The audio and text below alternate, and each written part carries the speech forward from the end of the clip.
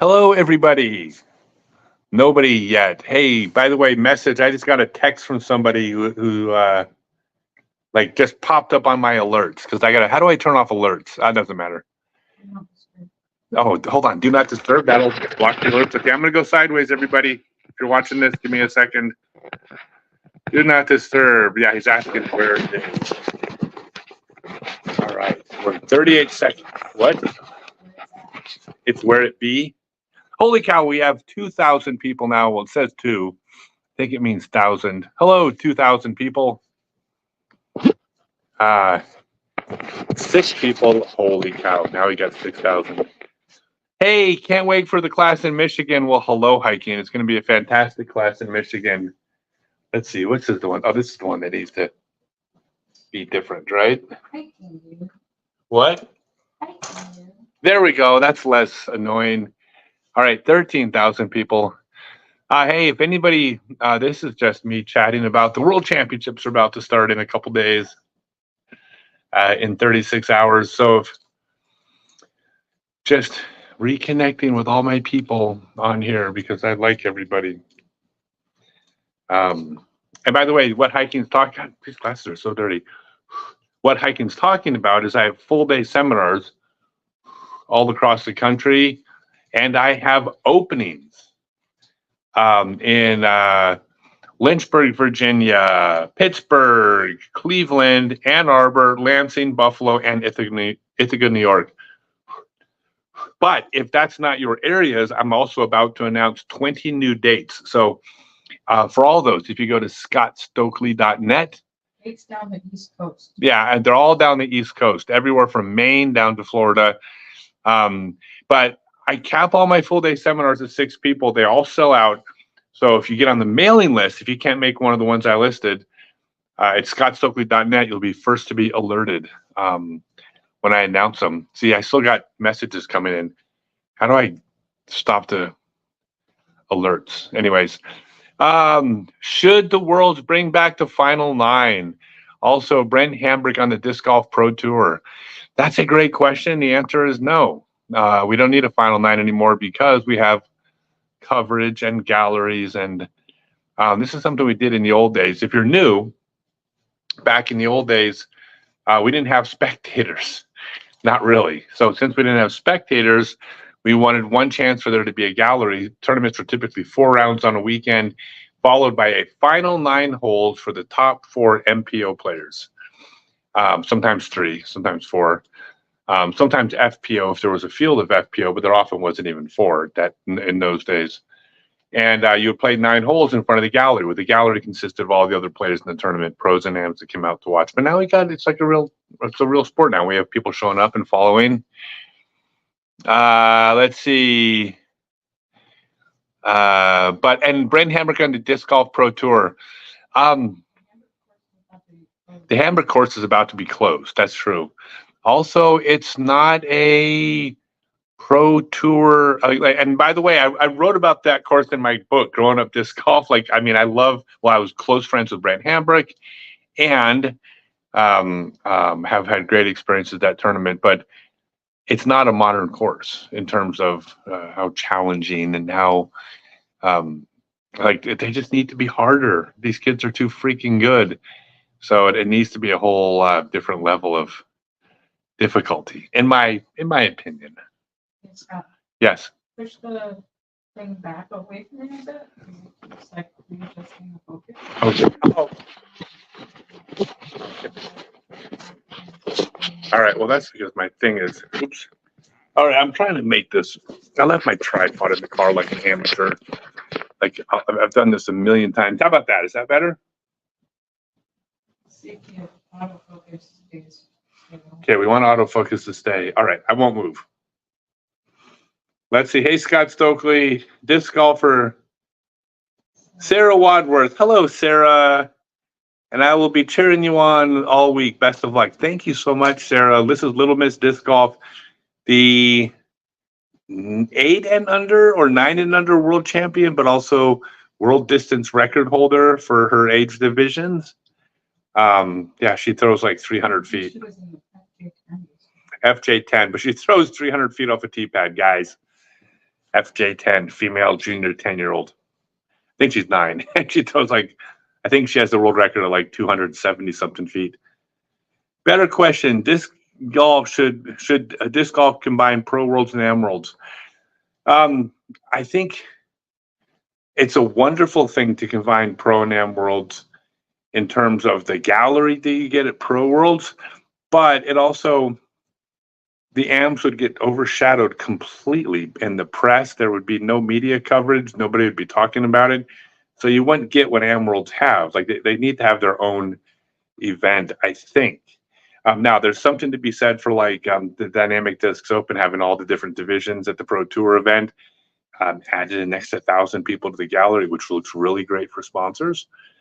But I think it should be kept separate. Also, you got to remember, these days, I mean, that's not like let's talk about an 800-person tournament or something like that on 10, 12 courses. I mean, you're talking about a staff of 100 people, 3/4 of them volunteers. I just think logistics are not really conducive to doing it. So I would keep them separate. All right. Okay. Here we got Paul Wadsworth, Sarah Wadsworth.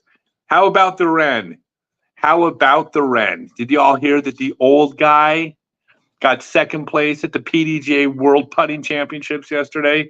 I was actually in first place, and some young up-and-comer with a 1043 rating named Isaac Robinson came up and beat me. But I beat the current world champion and Eagle McMahon, and like, I mean, I beat a who's who of top players. What? No, Ezra beat me, but I'm saying I beat Isaac Robinson, the current world champion, and yeah, it was pretty cool, right? The old guy still got a little game. I actually thought I was going to win, so it's a point system, and there were 6 available points left, and I was 5 points out of first place. I had to make all 6 final putts, including a couple, like a 40-footer to 50-footer. And I knew I had to make all 6, and I made all 6 of them to move into first place. And then just they kind of snuck in at the end, and Isaac came in after me and beat me, but I'm still super proud. And by the way, this is, look, anybody listening, obviously these are just side games, this whole putting contest and distance at Worlds. We know they're just side games. We know that's not the most important thing. But when you're 54 years old playing against the best in the world, like, keeping up with them on anything is kind of mind-blowing to me, even if it's just a putting contest. My glasses are so cloudy. Let's see. Getting ready to start playing after a joint capsule rotator cuff injury. Looking forward to marathoning your backhand playlist. Look, I'm going to be completely straight with you, and I never ever mess around when it comes to injuries and pretend I know more than I don't. I mean, there's nothing worse than a person who has some skill set in person's health who gives like cancer advice or something. I mean, it's cringy, right? So a high school dropout who plays frisbee golf for a living shouldn't be giving medical advice. So I'm not. What I'll tell you though is the way I teach this game is that there are rules to follow. There's fundamental, the laws of physics apply to everybody, regardless of gender, age, body type. But individual bodies differ from person to person, which means there cannot be a very specific, exact, universal throw. Like, all of our joints align at different angles. We have different mobility, range of motion, flexibility. We have different muscle mass in different areas. We have different strength tendons and ligaments. You cannot say, put your foot at 45 degrees and engage your hips 0.21 seconds before you do action B. Like, that doesn't work when every person's body is different. What I teach is very specific rules that, that's physics, but individual bodies have to be allowed to move the way that individual body moves. So nothing I teach in theory should be detrimental to coming back from an injury. It should actually be the exact opposite, because I will not, none of my videos teach you to move in a way that isn't how your joints are supposed to move for your throw. This is why, knock on wood, I'm the old guy who's still throwing pretty damn far, and I'm not even sore because I'm throwing correctly. So can't wait for you to come out to binge watch those classes, or come out to a live class. My live classes are great. Why not the top 4 putters? Why not the top 4 putters? I don't. Hey, oh, what's up, Chuckles? Hey, I don't understand the question. Why not the top 4 putters? I don't understand the question. Rephrase. Sorry. What? Okay, Paul. Okay, so Sarah Wadsworth, she won the FJ10 World Championships. She threw 286 feet. 10-year-old girl throws 286 feet. And by the way, this wasn't some fluky win thing. I mean, I've trained with her before. This is just simply how far she throws. And she's the biggest Scott Stokely fan, which means the world to me, Sarah, and your dad, Paul. Thank you so much. Stokely Cardinal is flying true since. Great work on that disc. I will say thank you for your compliment on the Cardinal from Stokely Discs, available at stokeleydiscs.com. Check with your local retailer first. Always shop local when you can, but I get no credit for the disc. You know, this is my company, my molds, it's our machines, it's our warehouse. Everybody making our discs gets a check signed by me, right? But I don't design the discs because that's a whole skill set. And actually, even the molding process, we have an expert at disc molding that's involved in actually making the disc come off the press well and putting the plastics together. So it's our molds, our machines, but I don't get any credit for how good the discs are. Unfortunately, I would like to. I would like to take. No, you wouldn't. You'd never stand there and make discs. Okay, I would never stand there and make this. That would involve being in one place for more than 2 days. Shannon says, "You're the shiznit, Scott Stokely." Oh my God, you young people with your slang terms. I'm the shiznit. Do you know that? I was not aware of that. That's a really fun word. You don't know that I'm not. Wait, you didn't know that I was the shiznit woman? No. Oh my God. You need to appreciate my shiznitness. Now I'm really sound like an old person. I should stop now. Or else everybody under the age of like 35 is going to click off. They're going to be like, this is creepy. Who is your pick this year for FPO World Champ? We know Stokely's taking MPO. Like the way you think, mister. My pick for FPO World Champ. I mean, okay, so the easy one's Kristen Tatar. Obviously, Kristen Tatar is an easy one. But God, I think the question would be, if it's not Kristen, who would it be? And I think that I think if I had to go with anybody, I think, I mean, as dangerous as Owen is in the woods, I think I'm going to go Holland Hanley. And obviously I'm the favorite to win MPO, but hypothetically, let's say I twist an ankle and I can't compete. Boy, it's really hard to pick against Gannon Burr right now. He's just, man, that kid's got all the shots. But I'm going to go Calvin. I think it's Calvin's. I think Gannon's got a handful of world championships in his future. I think it's Calvin's time. That's my pick. I mean, my pick is me, but I mean, you know, if something weird happens, like I don't win, I'm going to go Calvin and Holland. And well, sorry, me and Tristan Tatar. But if it's not us, Calvin and Holland. Is cornhole part of the pre-festivities? Badass taking down most of the young guns at the distance competition. Well, I didn't do distance. I just trying to save my arm. I got only so many throws in my arm, unfortunately. And I don't think cornhole is part of the festivities. I hope. There's usually cornhole at several of the vendor things. Oh, they put cornhole up at some of the things? In the vendor village? Okay, yeah, there's cornhole at the vendor village for some reason. Yeah. Let's see. Charlotte Pro Am Worlds was legendary. Got to witness the pros final 9, even the age protected. Yeah, I mean, look, there's no right or wrong way to do it, but I think that as we evolve into, we keep growing as a sport, I think that the model of ball golf, you go shoot 4 rounds or 5 rounds in this case, I think works. I could even see a day when you separate MPO and FPO for kind of the same reason. I mean, you want to put the shine on the FPO and give them their week as well. Right now, it doesn't make sense to combine them, and I mean to not combine them. And there's plenty of reasons to keep them together, but I can see them separating at some point. You know that if you'd have thrown a sidearm your normal distance, you probably still would have been somewhere around the top 20. Oh, so yeah, in distance. Well, I didn't even look at the distance.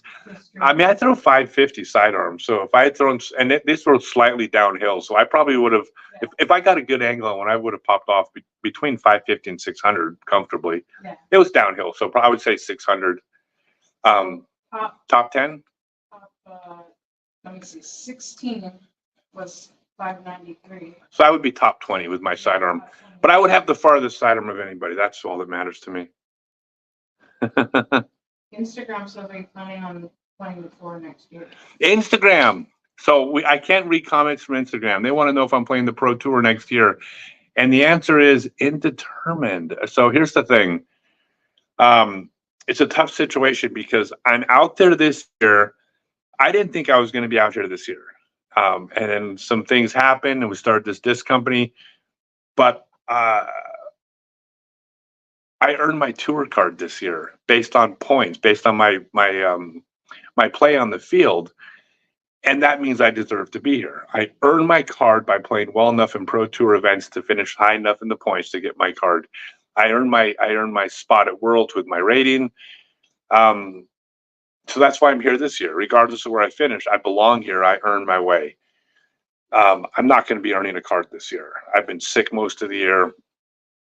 And so I don't know what next year holds. There's a couple options. One is I can get in with my rating. My rating's going to be high enough to get into most events. I could be playing European events, which I will be going over to Europe. There's 2 majors and Worlds over there. I'll probably go for a month or 2. But I don't know. Like, I can't think of anywhere I'd rather be. I don't want to not be out here with my friends and on the Pro Tour. So I don't want to not be here. But I also don't want, look, I'll tell you this. I'm not going to play tournaments because I get some kind of exemption because people like me or they think that I'm going to bring a new audience onto it. That would be me taking the spot away from someone younger who deserves it. So I am kind of not sure. Let's see. Hi, Scott. I'm a fan of yours from Sweden. I got to meet you at Skellefteå last summer. Thank you so much. I had so much fun up in Skellefteå. That was one of the Pro Tour events on the European Pro Tour that I finished 5th place in, you guys. I actually shot the course record the final round at the home course of Latitude 64.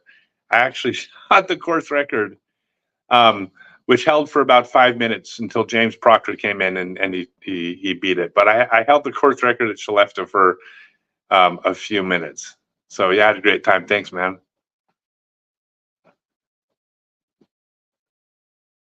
Let's see.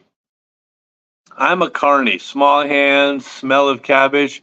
Any tips on technique for more distance? Does it say carny? Yeah. I've never heard that. I thought a carny was somebody that traveled around the country, like doing hard drugs and conning people out of their money on the boardwalk. Is that not what a carny is? That's what he means. Oh, is that what he means? Okay, John. Okay, cool. Well, first off, cool deal on all the travel.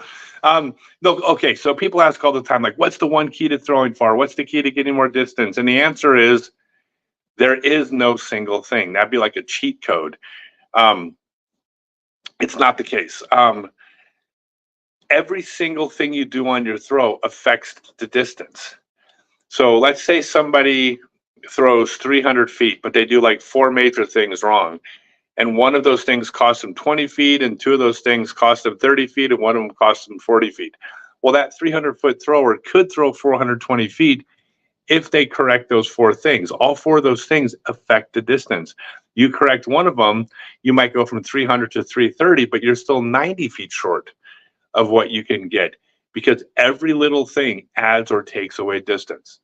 So for instance, I don't care whether you do 50 things right or 50 things wrong. If your head stays forward when you reach back, you're not going to be able to fully reach back, which means your head staying forward, independent of good or bad technique, the head remaining forward on your backswing will prevent you from reaching back and take some distance away. Wherever you would throw, independent of your head, you will throw less far because of that one thing.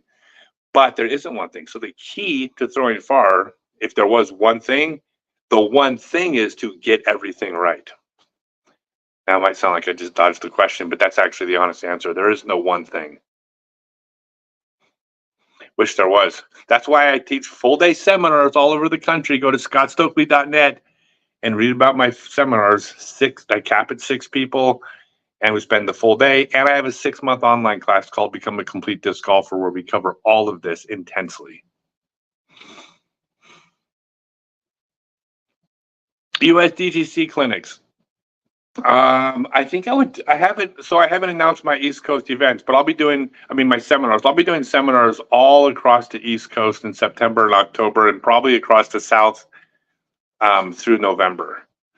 Like, I'm going to do just 3 months of intense, because in December, hopefully I'll be in Colombia at a disc golf tournament. And then it looks like with Disc Golf Brazil, Disc Golf Club in Brazil asked me to come to Brazil to play a disc golf tournament there in December. And as long as I'm in Colombia, I might as well go to Brazil, right? Yes. Yeah, sounds good. Sound good? You want to go to Brazil? All right, we're going to go to Brazil. No, Colombia. Colombia is like almost for sure. Brazil's a maybe. Any prediction of final score? Seems like Ivy is more score friendly than New London. Man, I don't know about that. A prediction of final score for 5 rounds? God, 30? Maybe under, something like that. Like, I mean, it's hard to say. I mean, look, the problem with New London is that there are some landmines there where you're going to see there's going to be a number of 1,030 rated and above players who take triple bogeys out there, because there are holes where if you're playing for par, you're never going to triple bogey. But if you're trying to get the birdie, you're having to carry out of bounds, land back in bounds. And if you don't land back in bounds, you're re-throwing like early in the throw. And then if you go for the same shot again and miss twice, boom, triple bogey, tournament over for you. But if you're competing to win the tournament, you can't play these holes for par. You have to attack them, and you hope that today's your day. There's enough of those landmines where you're going to see a lot of blowups, but not everybody. So the people that are playing the top players that throw really far, that are playing aggressive, some of them aren't going to have the blowups. Like, there's going to be some people in the field that might have, let's say, 5, 6 bogeys or 8 bogeys for the whole tournament with no doubles. And that person's going to be scary, and they're going to pop off like a 35 under. But I think not much more. And I think 30 under could be top 4. Like, for real. Could be wrong. Could be wrong, but I'm not. You like that? Probably not. Shannon says, so sorry we missed you when you were in Utah at Birdcage and Art Dye Disc Golf Center. Yeah, I love Utah. I would say, and I don't mean to offend the other 49 states, because like, as a disc manufacturer, I'm supposed to be like totally nonpartisan on what I like the most. But I think Utah's doing it better than everywhere else. Like, we never talk politics on my channels because people need a break from politics. Like, that's all we get 24/7, it seems like, is politics. So we don't talk about it here. But I do want to say that I think politically, Utah is doing it better than anywhere else in the country right now, as far as the coexisting of people and people getting along regardless of the different views. And it might be a little contentious there, but it's less than everywhere else I've seen. And because of that, Utah kind of has this vibe where people get along. There's almost no crime.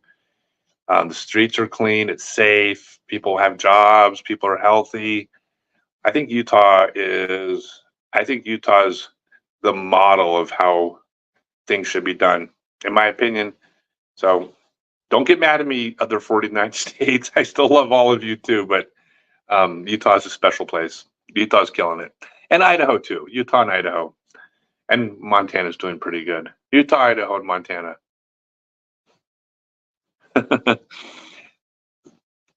Oh, Chuck says for the final day, bringing the top 4 winners in for a putting competition, like a final 9. Yeah, the only thing is, no, I mean, honestly, the putting contest is just such a small thing. It's just a side game. They're not. I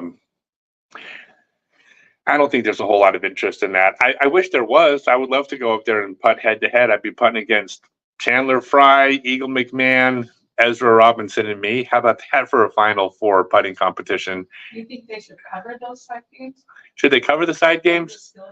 I think they could. No, because distance competition.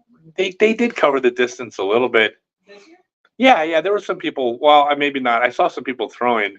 It's hard to say because the problem with covering them is what are you going to do? So you got to stick cameramen out there or camera people out there all day long for, I don't know, just logistics. I think that it's. Well, I think they would have to organize it more like they did for the preserve, I think.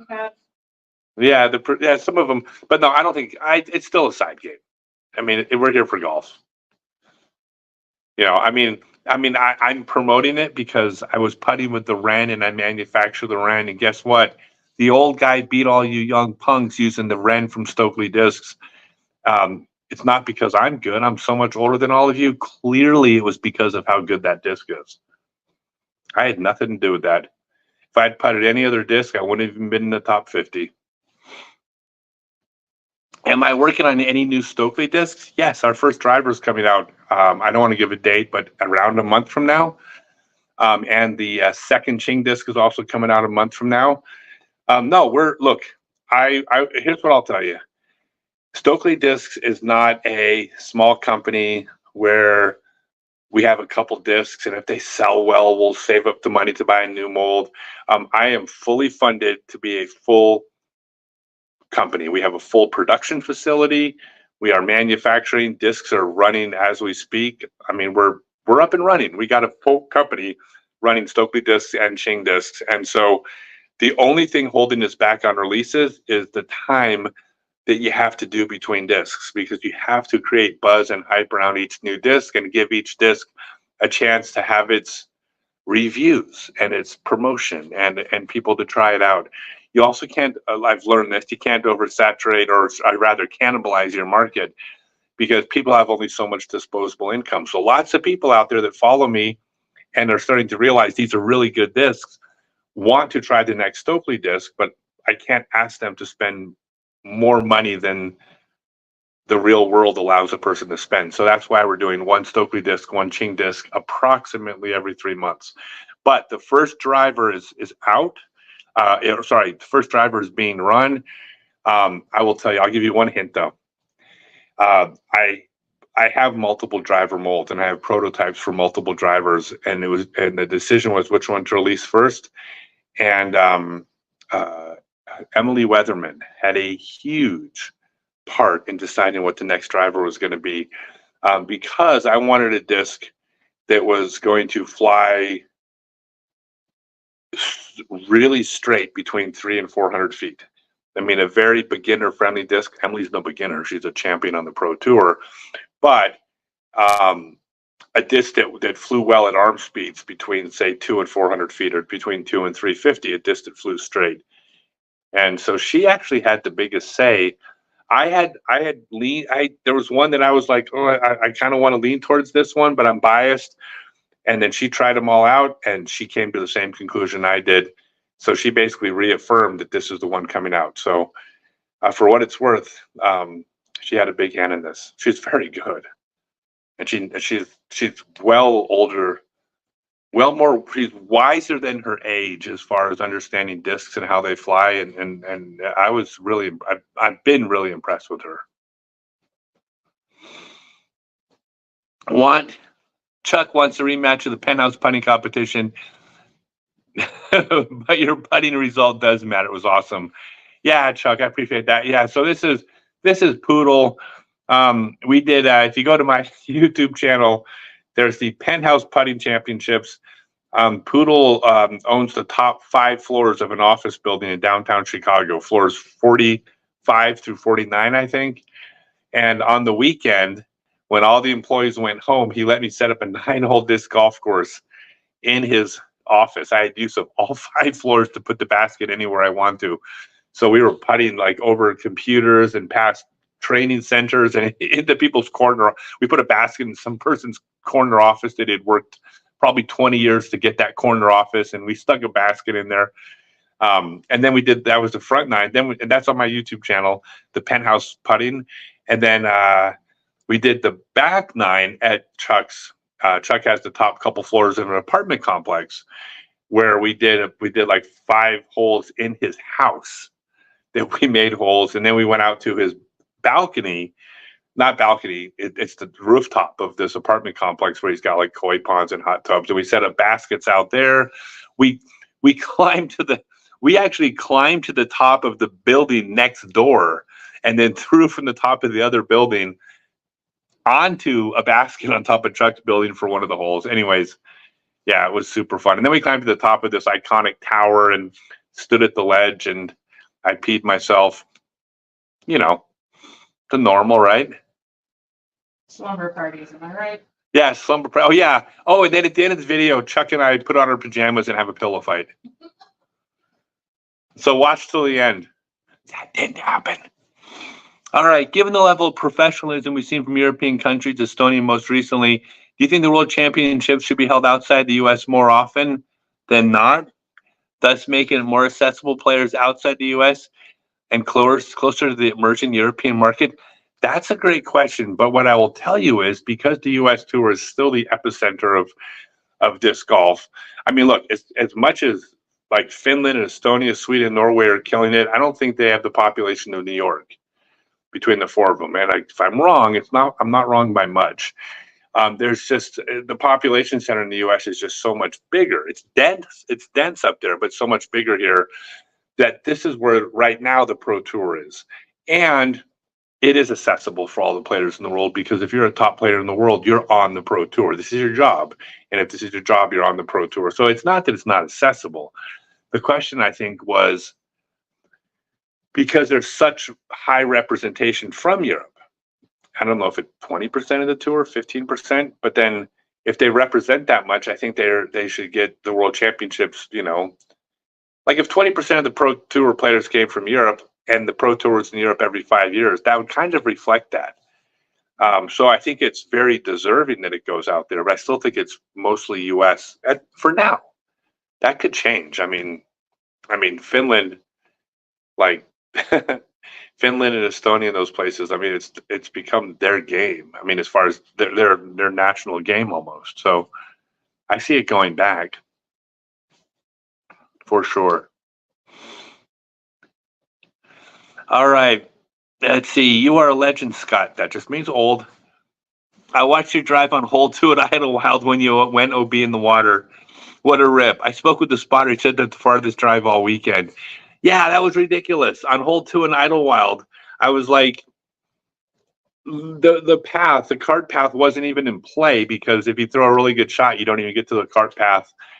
And I threw my drive. It cleared the cart path. It cleared the land past the cart path. It cleared the lake on the other side of the land, and then landed not in the water. It cleared the lake, but the OB line was between the lake and the edge of the water. So it actually I almost had a jump putt for birdie on the par 4 hole 2. That was actually a bad throw. I thought even the path wasn't even in place, so I just threw it hard.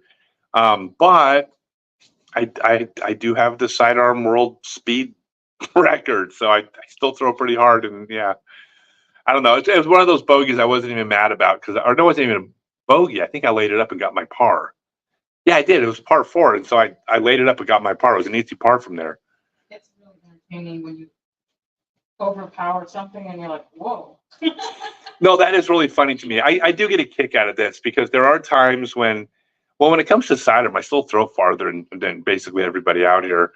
But it is funny to me when we get on the tee pad of a hole, even like on a backhand hole, and all the kids are throwing like 550 and I'm throwing like 535, because every once in a while I'll pop one off at 560 and I'll pass them, some like pretty far throwers. And I think it's, I get a kick out of it, like, look, when you get older, you look for little victories, because I'm clearly not as good as these players over a 4-day tournament, right? It doesn't mean I can't have a good tournament, but come on, they're better than me. But I can have a good day, or a good skin shot, or a good putting competition, or a good hole. And that's what I have to cling on to, because I'm realistic. I'm a middle of the pack ratings player, but I'm good enough to get my moments, and I don't take them for granted. I don't like not notice them. So I appreciate the kind words. Proudest disc golf victory, toughest close tournament loss. Toughest close tournament loss was when I lost the World Championships to Ken Climo by 4 strokes in 1998 in a 9.5 round tournament, and we were miles ahead of third place. We played 9.5 rounds and never had a single round where we were separated by more than a stroke. It was, we tied, Ken beat me by 1. We were tied, Ken beat me by 1. We were tied, Ken beat, not exactly, but and it just felt like I played good golf, and it just wasn't good enough because he was Ken Climo and he was better than me, and because he was better than me, he won. But it was hard because it's the closest I got to winning Open Pro Worlds. Proudest disc golf victory. Proudest disc golf victory probably has to be the 1987 Wintertime Open, because that was the first big tournament. When you look at the it's listed as a C tier on the PDGA website, because they didn't have a tier system back then, so they kind of stuck it there. It wasn't a C tier. It was probably the 3rd highest payout in the sport that year. I can only think of 2 tournaments in the whole country that had a higher payout. People from all over the country flew in for it. And so that was probably, like, that was the first. I was 17 years old, and then I beat, like, I don't know, like, in the top 10 players, I bet 7 of them are in the Hall of Fame right now. So that was probably the most significant golf victory. Green Vine Canning is on Instagram, and they said, "Do you like pickles?" Green Vine Canning asked if I like pickles. Yeah. That's an Instagram question. Do I like pickles? No, I don't like pickles because I don't worship Satan. What a stupid question is that? Block that person. Dude, this is like, hey, Adriana, just yell true or false. Okay, by the way, trigger warning, everybody. I'm about to swear. By the way, I don't do trigger warnings. I'm totally kidding. The first time you got into, Adriana, yell true or false. The first time you got into the car, into my car, and opened up a plastic thing with a pickle in it, my exact words were, "Get the fuck out of my car." And if you spill any of that. Yeah, when I said, if you spill any on the way out, you're not getting back in.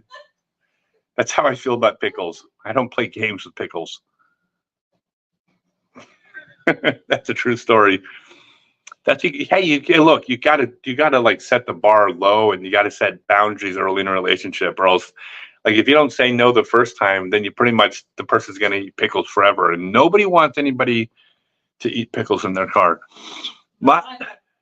Dill pickle pork rinds. So. Yeah, dill pickle pork rinds. No thread of spilled vinegar. That's disgusting. I don't know why I even talked to you. Your ability to describe disc function manipulation is always a joy to hear. Are you still a fan of the Berg? Thank you, Scott. Yeah, of course. The Berg's the Berg is. I mean, I of course the discs I make are my favorite discs. I mean, I'm there's no way of not being biased towards my discs, aside from the fact that they're really good. I bag all of them, and I love them. But outside of my discs, the Berg is still the best disc in the world. It's still my favorite disc. The reason why is because I got to be a finesse player for like really for the first time in my career when I started throwing the berg, because I can throw the berg and I can put it, I can put that disc on a dime. The berg is magic. And by the way, Chris Bergman is his name. Any chance you do a clinic for some Girl Scouts in Lubbock, Texas? We're going to work with Edge to add a course at our camp. We had 108 girls at the camp. That's fantastic. So first off, I'm always up for doing things if I'm in the area. That's the biggest challenge. You know, when I am and where I am and how much time I have, because I don't like I don't have like days off. So like when I do things, it's all because I've scheduled these things in between places I'm going to be. I donate so much of my time and I do so many events and stuff and things for free. But in order to do that, in between them are things that I pay or that I charge good money for. So things like if I going to a Girl Scout camp would be something that I would do for free. That's nothing I would charge for. It's a time thing. If I have time. By the way, but Edge is fantastic. Jay and Des are wonderful, good friends of mine, and yeah. So I mean, they will take care of you. But I don't have any plans to be in Lubbock. I don't know where I'm going to be. I'm going to be. The plan right now is to leave the country in December, and then I have to get. I got to do one more. Unfortunately, I got to go back to Thailand for one more surgery. I've had 3 oral surgeries on my mouth, and I'm doing a 4th one because that's the only place I can afford it. And then I might play some of the Asian tour event, Southeast Asia tour. And then I don't know, come back here and then go to play some events, Midwest, go to Europe. I don't know. Next year is up in the air, you guys. I wish I knew. Like if I had my tour card, slam dunk. I know exactly what I'm doing next year. There's no way I wouldn't play, but I don't know. It's sad to think about. I don't want to not be here. Did me and my partner dress in matching team colors for doubles competition? Tatar Lod and Berg Cannon were all in black and white. No, we didn't. And actually, what's funny is we actually talked about it and then didn't do it. Right? We were talking about it, huh? But your auras matched, and that's what really. Our auras matched. Yeah. She's bright yellow, I'm sure. She's bright yellow. She was wearing brown, and I was wearing. Lindsay Fish is amazing. Yeah, Lindsay is one of the sweetest, coolest people I've ever met in my entire life. I'll tell you a quick story how, so I met her. I got to town a few days before the mixed doubles, and or I guess it was the night before, and she got to town as well. And I showed up to like 10 minutes before dark, and there was like 3 people on the whole course, but she was one of them. She happened to be there practicing. I'm like, hey, what's up, Lindsay? And so we're walking on hole 18. We're kind of just talking and everything. And then she looks over and she sees some fireflies, and her eyes get really big. And she looks at me and she goes, "Forest magic." And it was just mesmerized by the fireflies, but with that energy, right? So the next night, we went out for ice cream after the event. And she says, "Well, why did you choose me as a partner?" And I said, "Because you're the type of person that thinks fireflies are forest magic. Like, I don't care about reality. I care about the energy that a person puts out. And I don't mean energy in some metaphysical sense. I'm like a diehard scientist. But their spirit, you know, it's infectious. Being around her, you are happier when you're around her than when you're not, if that makes sense. She's the best. And she played great too. Don't make all the drivers max weight. I don't want to, dude. I'm trying to make discs lighter. Okay, so I've learned more about manufacturing golf discs in the last, and by the way, I haven't even been to my factory yet. We own the machines, the warehouse. I have a partner. I've not yet been to my factory. I've been involved in the entire process, getting discs shipped to me, testing plastics. I mean, I've been actively involved in this whole process, very active. But there's just been no reason for me to be in Georgia. But I've been learning more about golf discs, and I didn't realize that making light discs was freaking impossible. Um, and quotes aren't impossible, but really hard. So check this out. I'm going to give you guys a quick disc manufacturing lesson that I learned. And by the way, when I explain this, it'll be totally obvious. This thing, it's just nothing I really thought of before. So basically, when you have a mold, you have a steel mold that is the inside is the shape of a golf disc. You heat up the plastic effectively, and you use high pressure to inject the liquid plastic into the mold. The liquid fills the mold, and then as it cools, it's the shape of a disc. Once it's cooled enough that it's actually bonded together and made a plastic golf disc, it pops open, it spits the disc out. That's the basic, injection molding 101. Well, there's a certain amount of volume in that disc, meaning I don't know what it is, but basically when you have a certain type of like a certain like polyurethane plastic, and you turn that polyurethane plastic into a liquid, it takes a very specific amount of liquid that it takes to fill that disc, and that liquid weighs a certain amount. So it might be 174 grams of liquid to fill the mold. All right. Well, how do you make a lighter disc? Well, you can't make the disc less dense. You still have the 174 grams of liquid necessary to make that mold.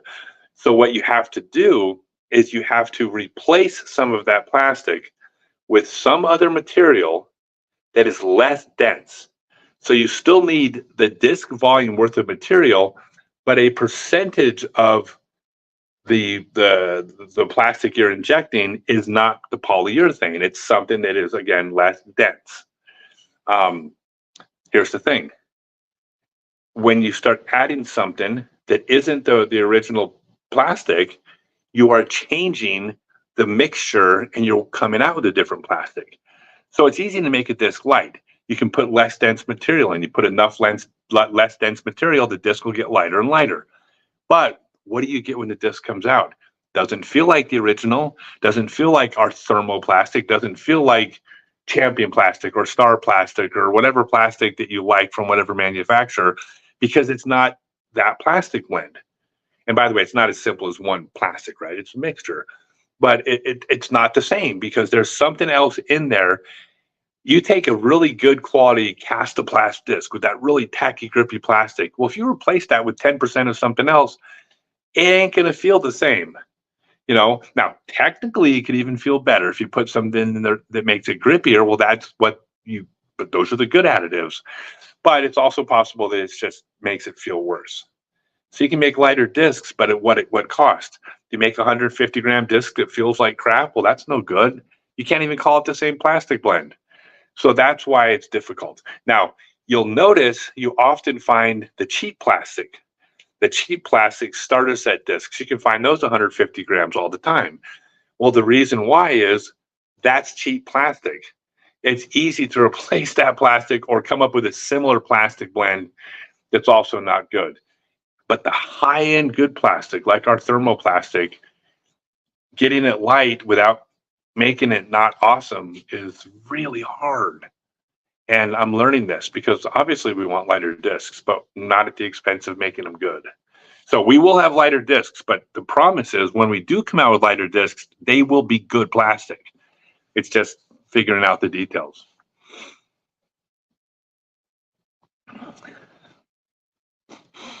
Not many of us knew what a true legend you are until last week's Foundation podcast. Unreal what you've given and done for the sport. I really appreciate that so much. Thank you. Yeah, I try. Yeah, I'll tell you what, if you read Scott Stokely, Growing Up Disc Golf, which is available on Amazon.com, it's the first autobiography in disc golf. It also parallels the first 25 years of the sport from 1976 when I first played up until 2000 when I retired.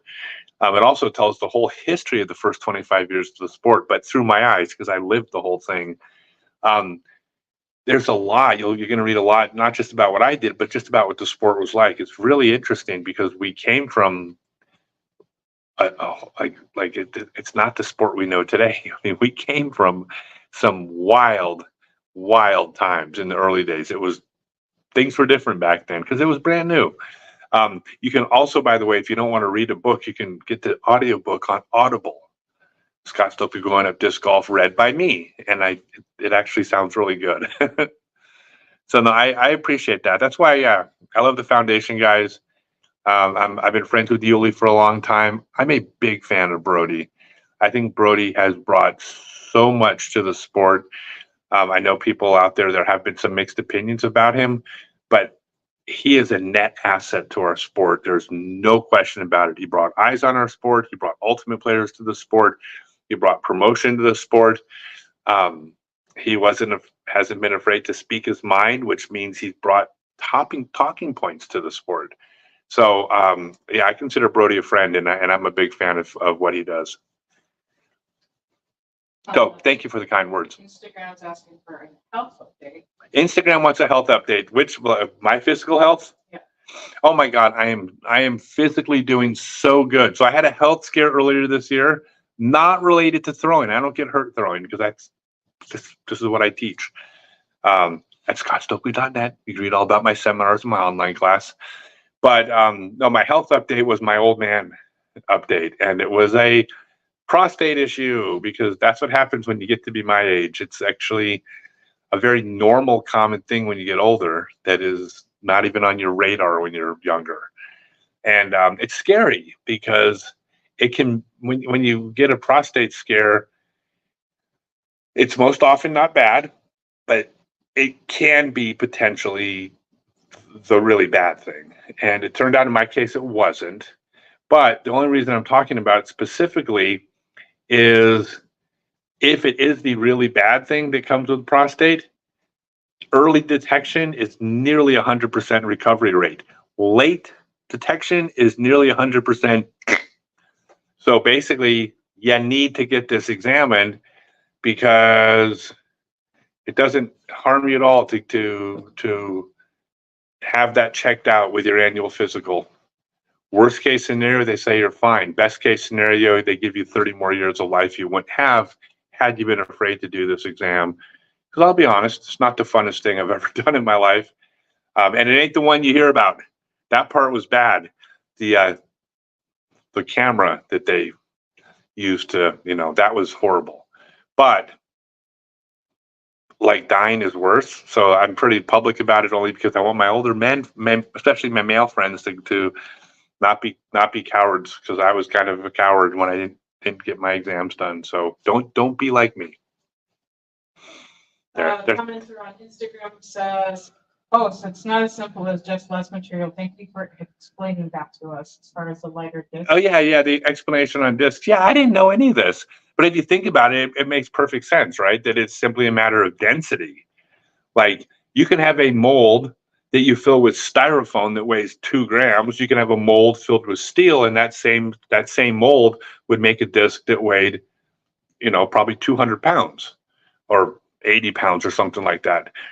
And the difference is that steel is denser than styrofoam. That's all it is. So it's just a matter of more or less dense materials.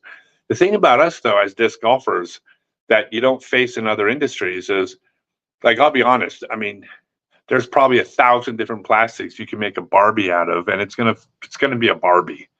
Like no one's gonna be able to tell the difference, or even if you tell the difference, one's not better than the other. We can tell the difference. So with us, like it's like if you don't have good plastic, people don't buy your discs. People don't want them because you can't grip it. It slips out of your hand. You don't get the snap you want. So we are possibly more specific about the type of plastic than almost any other industry. Like we like the feel of it. Like everybody knows the difference between a good disc and a great disc as far as plastic. You go feel I don't know. I don't want to like single out a company. So disc name, the coffee cup. Everybody's pulled through a rack of coffee cup discs, and you're like, no. Oh, that feels good. Well, that's because it was a different mixture of plastic. There was something, they put some additive in that plastic that wasn't in that other plastic style that that fits. Now, here's one thing I can tell you, though. There is no such thing as best plastic in this regard as far as grip, though, because all of our hands have different oils and oil consistencies. Like, I can't grip champion plastic. I mean, standard champion plastic.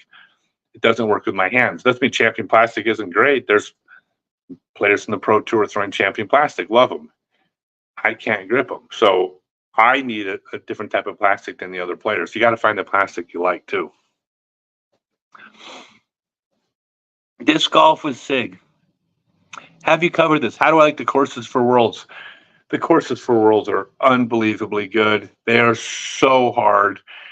New London is good a woods courses. I mean, it's a masterpiece. It is like, it's just a great woods course. I mean, it has all the lines, all the shots, has different pars. It's stupidly hard at times, but it's fair. I mean, there's always luck involved when you play in the woods, but you can't really complain about getting bad luck in the woods, because bad luck only happens when you throw a shot that doesn't hit the gap. So if you miss your fairway and you hit a tree and then you kick into the woods, it's not really bad luck. I mean, you missed the fairway. You added the roll of the dice. I think the Ivy Hill course is about as beautiful of a ball golf course as I've ever seen on the Pro Tour, in terms of signage and out of bounds markers, and just like, it's going to look unbelievably fantastic on video, on coverage, on highlight reels. Like, it's stunning. And every golf course is pretty because the grass is green and stuff. No. This is a different level. They're doing a lot of stuff really good here. Nate Heinold, I think, has a lot to do with it, and I know people have mixed opinions about everybody, and anybody in a position of power, you get mixed opinions, and I would never tell anybody they were wrong for their opinion. I will say this about Nate: he does high-end tournaments. He does a lot of things at another level that is greatness.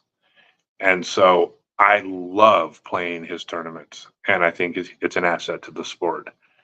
When you see the New London course on coverage, not New London, well, they're both great, but when you see Ivy Hill on coverage, it's like, I mean, if this was a PGA tournament, it wouldn't look more professional than this tournament. It's perfect. So yeah, I'm loving it. I mean, they're hard. I mean, that's what's supposed to happen for us. We're supposed to be the best in the world, so it's supposed to be hard. Ron Jones, I have fond memories of you and Stevie throwing over the lake at Aquatic Park in a 30-mile-an-hour headwind during lunchtime. Oh, I love Steve Rico. He's one of the, I mean, him and Bamba are two of my favorite people out there, and I think the world of both of them, and I have very fond memories of all sorts of times I've spent with those two. Question from Instagram. From Instagram question. Have you ever considered designing a course for public use? Okay, have I ever considered designing a course for public use? I've never really put serious thought into it. I think I would be good at it. I think if you asked everybody in the Pro Tour, I don't think anybody would say they'd be bad at it. I think we all would be good at it. We all have a pretty good idea of what we like and what we don't like. The problem I would have designing a course is I can't even, I hate being in the same city 2 days in a row. I like to be constantly going and doing something. And I think to do a really good job, it takes time. I could go walk at a piece of land, say, there's a good hole, that's a good hole. But to actually really put the whole thing together, you got to basically walk the land, learn the shots. You don't want to miss opportunities for good shots. I mean, John Houck used to say that he would walk the property, and he thought the most important thing was to find the signature holes on the course that the land gave you. Here's the lake, there's some trees, this is a great way to set this hole up. And then once you have your signature holes, you connect them with the best holes possible. That's kind of one philosophy of designing courses, but I think it makes a lot of sense. Well, in order to walk a piece of property and not miss any of these potential signature holes, just takes time. And I don't have the personality to just spend out there and do that. If I got paid enough money, I would. And, I'm not the most money driven person in the world, but I mean, if this was something that I was paid to do and I could basically view that as, my job for that week or that month, then yeah, I could do it. But I think there's more overall. I think there's more qualified people that have the personality to do it. And I wouldn't say that I would do it better than them. I don't think I would be worse. I think I would be good. But everybody in the Pro Tour would be good. Hello, Tim Carver became a YouTube member. Thank you, Tim, for becoming a YouTube member. You get access to the inner circle on Discord. Oh, you get access to the inner circle on my Discord server, scottstokely.net/Discord. Everybody's invited there normally, but that's the inner circle on the actual Discord server. Yeah, now, by the way, having said that, I say all this, yet I've just been having conversations with I don't want to say who it is, I don't want to give anything away, but a course designer. He's not a course designer, but he has designed courses, who's looking at a situation to possibly build a series of courses, like a chain of courses under one brand, through a larger thing. And that's all the details I want to give. This would be a fairly private thing. This would be an opportunity to put a whole bunch of courses, very high end, very like exclusive, big dollar courses in. If something like that came across, then I could see dedicating a lot of time to it, because that would be a really big project that would kind of leave my mark. Like I could see doing that. Sorry, I have a way longer answer than you probably wanted to get off a simple question. But, for something like that, I could see dedicating, like spending, half my season on or something. That would be pretty special. And they would have to be called Scott Stokely signature courses, like Jack Nicklaus courses. I have a question for you. When is the Stokely first run Thermo Al mid-range coming out? The Thermo Al is out. Oh yeah. Yeah, the Thermo Al is out. You can still buy that. We still have a few pre-production prototypes up at scottstokely.net because of I think we're about to be done crowdsourcing flight numbers. That's what those are for. But we're in a lot of stores already. So check with your local pro shop. If they don't have them, tell them if they carry them, you'll buy from them. So you guys know this. You might have heard this. I've been talking about this a lot. But we got to change the culture of the sport. In fact, if you guys want to get behind this, like I'm trying to create this whole movement around encouraging people to buy their golf discs from pro shops or local vendors or clubs, because the people that have boots on the ground in your town, like they do more for disc golf in your town than anybody. They grow the sport locally, and it's all of these people that are all over the world that are making the sport grow more than anyone else. And so when you don't support this local vendor or local pro shop, you're not doing what's in your own best interest, because if they go out of business, you lose this incredibly valuable asset in your town who's building courses and fighting to keep courses in the ground and running leagues and running pro shops and teaching classes and going to schools and all the stuff that clubs and pro shops traditionally do. So I always want people to shop local first at their local pro shops. Now, if they don't sell the discs in your town, cool. Go to scottstokely.net and buy them. I'm happy to sell them to you. I won't not sell them to you, but if your shop carries them, go shop there first, because they need the business. It's really important, guys. Hey, by the way, if everybody, I got 60 people in here right now. If I got a request from everybody, I have all these seminars coming up all over basically the eastern part of the U.S. and 20 more dates to be announced. If you post to your social media page and let people know that there's seminars available and more are going to be announced, help spread the word. It would be kind of cool, because I just wanted to promote these events. And I don't like just advertising. I hate running ads. I would rather people just say, "Hey, I went to his seminar and I'm now I have a sidearm. You can have a sidearm too." All right. Next question. No telling how many people you've helped with the game, but you are one. I appreciate that. Thank you for telling me. Yeah, I try to make my mark on the sport. I've basically taught more disc golf than anyone in the world. I would say Jay and Des Redding, I would put in the same category. I don't want to say I've taught more than them. They've taught a ton of people.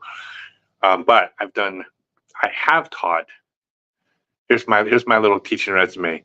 I've taught 600 clinics, which is big group clinics, in probably 500 different cities, and I've taught those in 26 countries.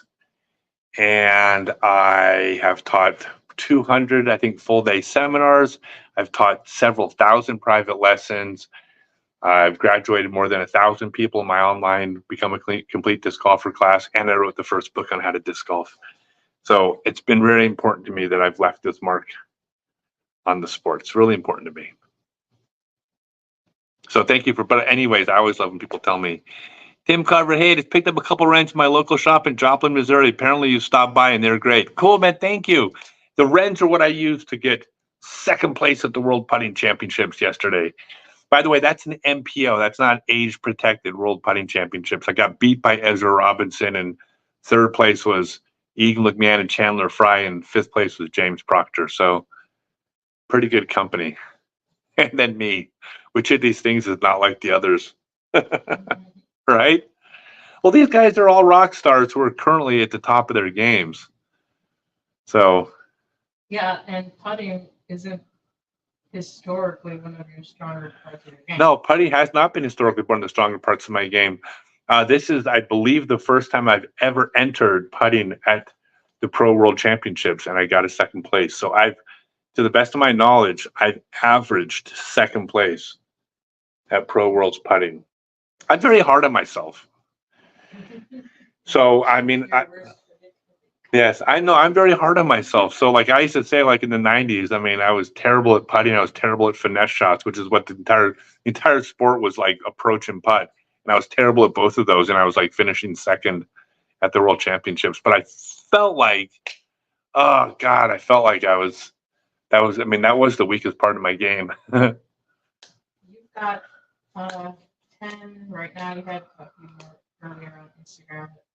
So add that to your total later. I got 10 more people on Instagram that I taught? No, viewers. Viewers, oh. Chain Out Podcast on Instagram says you have the plans to come to Canada and they want to get you back on the pod. Chain Out Podcast. I would love to be on the podcast. You could get me on the podcast anytime, and I would love to be on right away. They're the ones in BC, right? Yeah, so I'm currently trying to recruit Carver Whitford to throw Stokely discs. I'm one of his biggest fans. He's an up-and-coming junior player from BC. I am out. I got my eye on some top junior players out there. He's one of them. Dallas Garber is my first sponsor player, who was technically a junior, although he's a 1,013 rated 16-year-old who's been winning, B tiers, and like he's 1,013 rated, but he's still a junior. So I'm working on it. So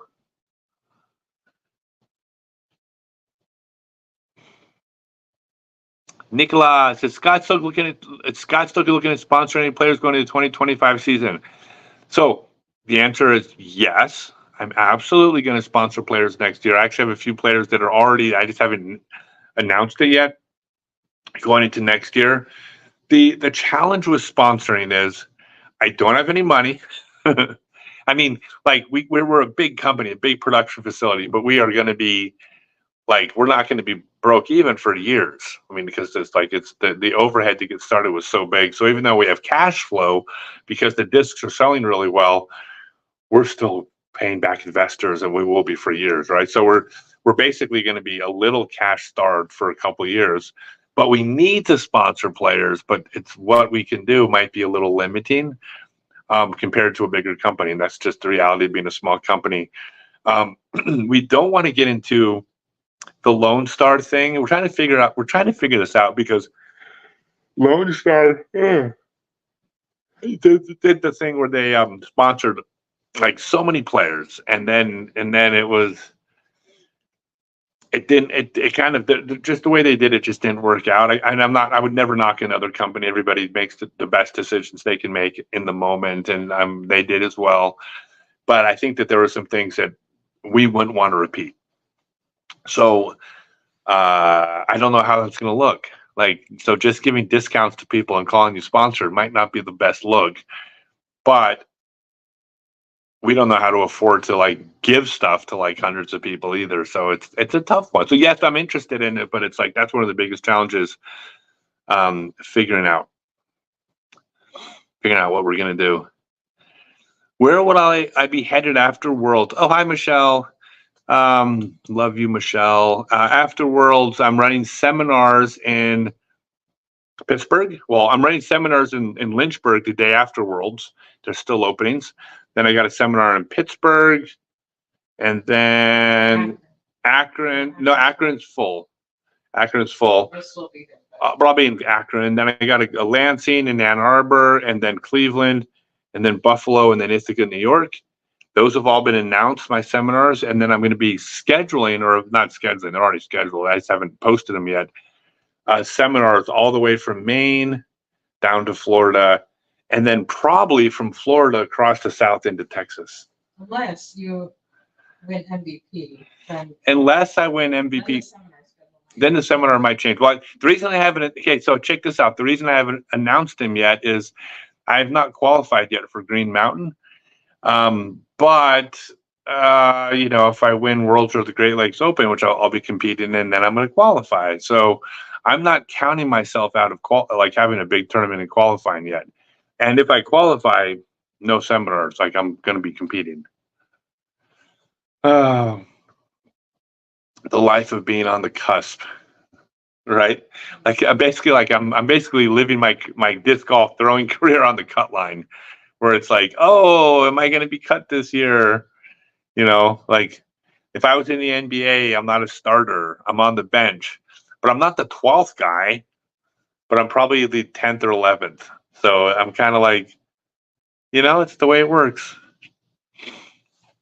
Here's the thing though, check this out. And I'm totally comfortable with my logic in this situation. So, the idea is, well, look, if I'm, I was 1,018 to start the season, and then I got sick. So I would still consider myself 1,000 teens golfer for sure. There's no doubt that's about where I am. Had I not got sick, I'd be like 1,015 still, right? But that's middle of the pack on the pro tour. So the question is, God, you're 54. I'm about to turn 55 years old. I'm middle of the pack. Do you think I should still be out here, right? Well, here's my response to that. Where else would I go? Like, what else would I do next year that would bring me as much happiness and joy as being out here doing this? Like, there isn't like some other thing where I'm like, oh, this was really cool, but I'm going to take up pickleball and I'll have more fun playing pickleball than it will in the pro tour. Like, no, this is where I want to be more than anywhere else in the world. So like, I will scratch and claw and I will fight as hard as I can to stay out here because I don't want to not be here. And at this age, I came back 4 years ago, right? But at my age now, I'm not leaving and coming back. I mean, that's completely unrealistic. So when it's gone, it's over, and I'm not ready for it to be over. So I'm going to fight to try to stay out here, but I won't come out if I don't deserve it. But I'm going to fight to deserve it. Let's see. Raymond says, no stores carry your discs near me. What are you, on the freaking moon or something? I suspect they may wind up sticking with white as an affection. Kind of the first run stamps some manufacturers use. You might wind up sticking with white. Yeah, well, first off, let those stores know that I am promoting shopping local for everybody. And as soon as they carry my discs, I will start posting to social media in your town, telling everybody you no longer need to order discs from me because you can buy those discs in your town at that store. So let them know that they can do that. But yeah, the pre-production prototype. So here's what I'm doing to promote. I'm not a hypocrite. I'm trying to promote the retail stores. you can't buy first run Stokely discs on my website. You have to walk into a store. So I'm making first runs available for pro shops to promote the idea of going to pro shops and not ordering from the manufacturers. Now, I sell pre-production prototypes, and the only reason I do that is because I'm crowdsourcing flight numbers. It's not the only reason. There's places that don't carry my discs. I do want people. I don't want to. Let me rephrase that. I don't want to misspeak. Of course, I want people to buy my discs and try my discs, so they need to be available because they don't sell my discs in every town. But the pre-production prototypes is supposed to encourage people to submit flight numbers. But in order to make this as generic as possible to promote first run sales at stores, it's a very simple stamp. It's my logo. It says pre-production prototype in the disc name. That's it. So as plain as you could possibly make the stamp, because that's if you really want to throw my discs, buy a pre-production prototype. But if you want a cool looking stamp, a cool looking owl stamp, for instance, you got to walk into a pro shop to get them. It's really important to me. We got to keep the pro shops in business, you guys.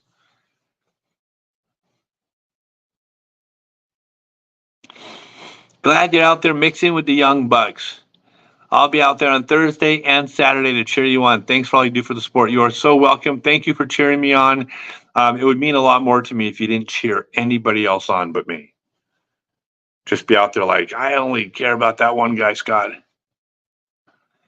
Ben says, Scott Stokely Disc Golfer, will we make it down to Georgia this year to visit the facility? Yeah, I'm going to be in Georgia in October.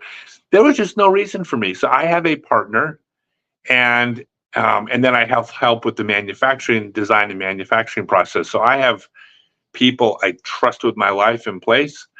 My actual business partner that I own Stokely Discs with and Ching Discs with, we've been doing business since 1995, and we have a fantastic business relationship that's always resulted in us succeeding at the venture we pursue together, and just we have a great working relationship.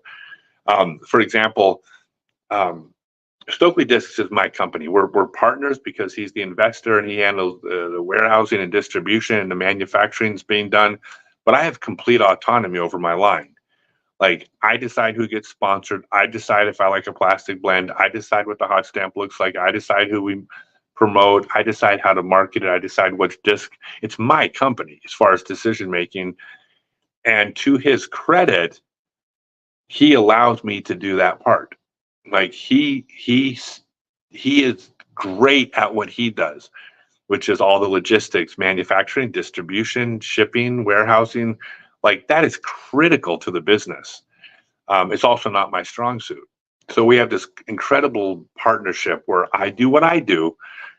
He does what he does. So when we started building this company, the idea of building the company, I said right off the bat, I said, look, of course I would love to start my own disc company, manufacturing golf discs. Like, that's a dream.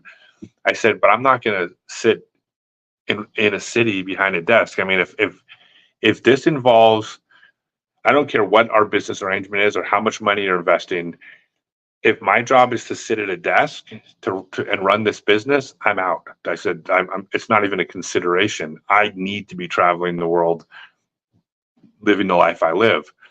And he laughed and he says, why the hell would I want you here? I don't need you for anything. There's nothing you can do here.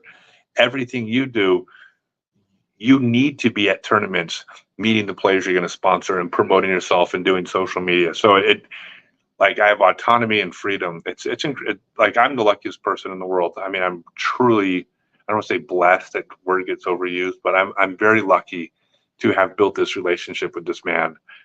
And so, yeah. So I am going to go tour the facility, but there's literally been no reason for me to go because I know he's handling everything.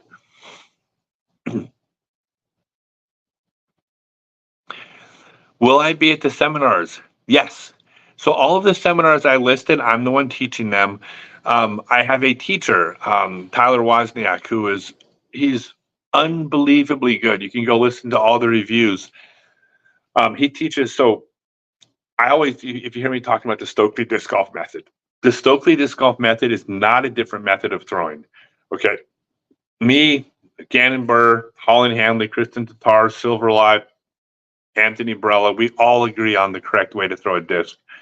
Probably 99%. I mean, we're all on the same page. My method is a very specific method of teaching. Nobody teaches the way I teach. I've been told by everybody that's come to a seminar or class, it's not even close. It is a different method and process, but it works. It's worked because I've built a lifetime, or have a lifetime of experience of figuring out the best way to take a player and get them throwing correctly. And it's the process to get there is the Stokely disc golf method. Tyler teaches my method, like to a T. Like he speaks my words. In fact, the people that teach my seminars, like Tyler, came to seminars and they are required with it when they're teaching under my brand. They teach my method.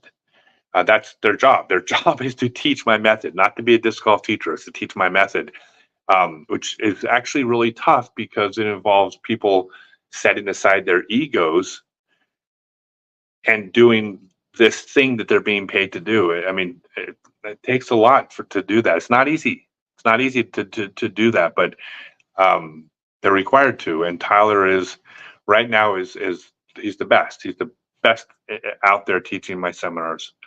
So he will be teaching some upcoming seminars, but the ones listed and the ones on the East Coast are all mine. And by the way, on the event page at scottstokely.net, it tells you who the teacher is, though. So it's not like you're not going to be surprised. If it says that it's me, I'll be there. The Disc Golf. Scott, congratulations on your induction to the Pro Disc Golf Hall of Fame.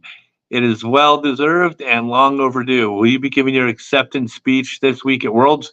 No, the induction ceremony is actually going to be at USDGC. And I got a whole 5 minutes to sum up 46 years of my life in disc golf, and I'll probably spend about a minute and a half of it crying. So I should probably actually plan a 3.5-minute speech. What do you think? I know it sounds so stupid, but it's probably about accurate. It'll be very emotional for me. You know, here's the thing. The vast majority of my heroes in this world are in the Hall of Fame. So to me, getting into the Hall of Fame means I get to join a club with my heroes. I mean, who the hell gets to be in a club with their heroes? Like, it's almost like I'm one of them now or something. I don't know. It's nothing. I don't consider it a small thing. It's the biggest thing in the world to me. We old timers love the sport, and thank you for your spirit and enthusiasm. You are the Gary Player of disc golf and a true ambassador of the sport. God bless you, Scott, for your passion.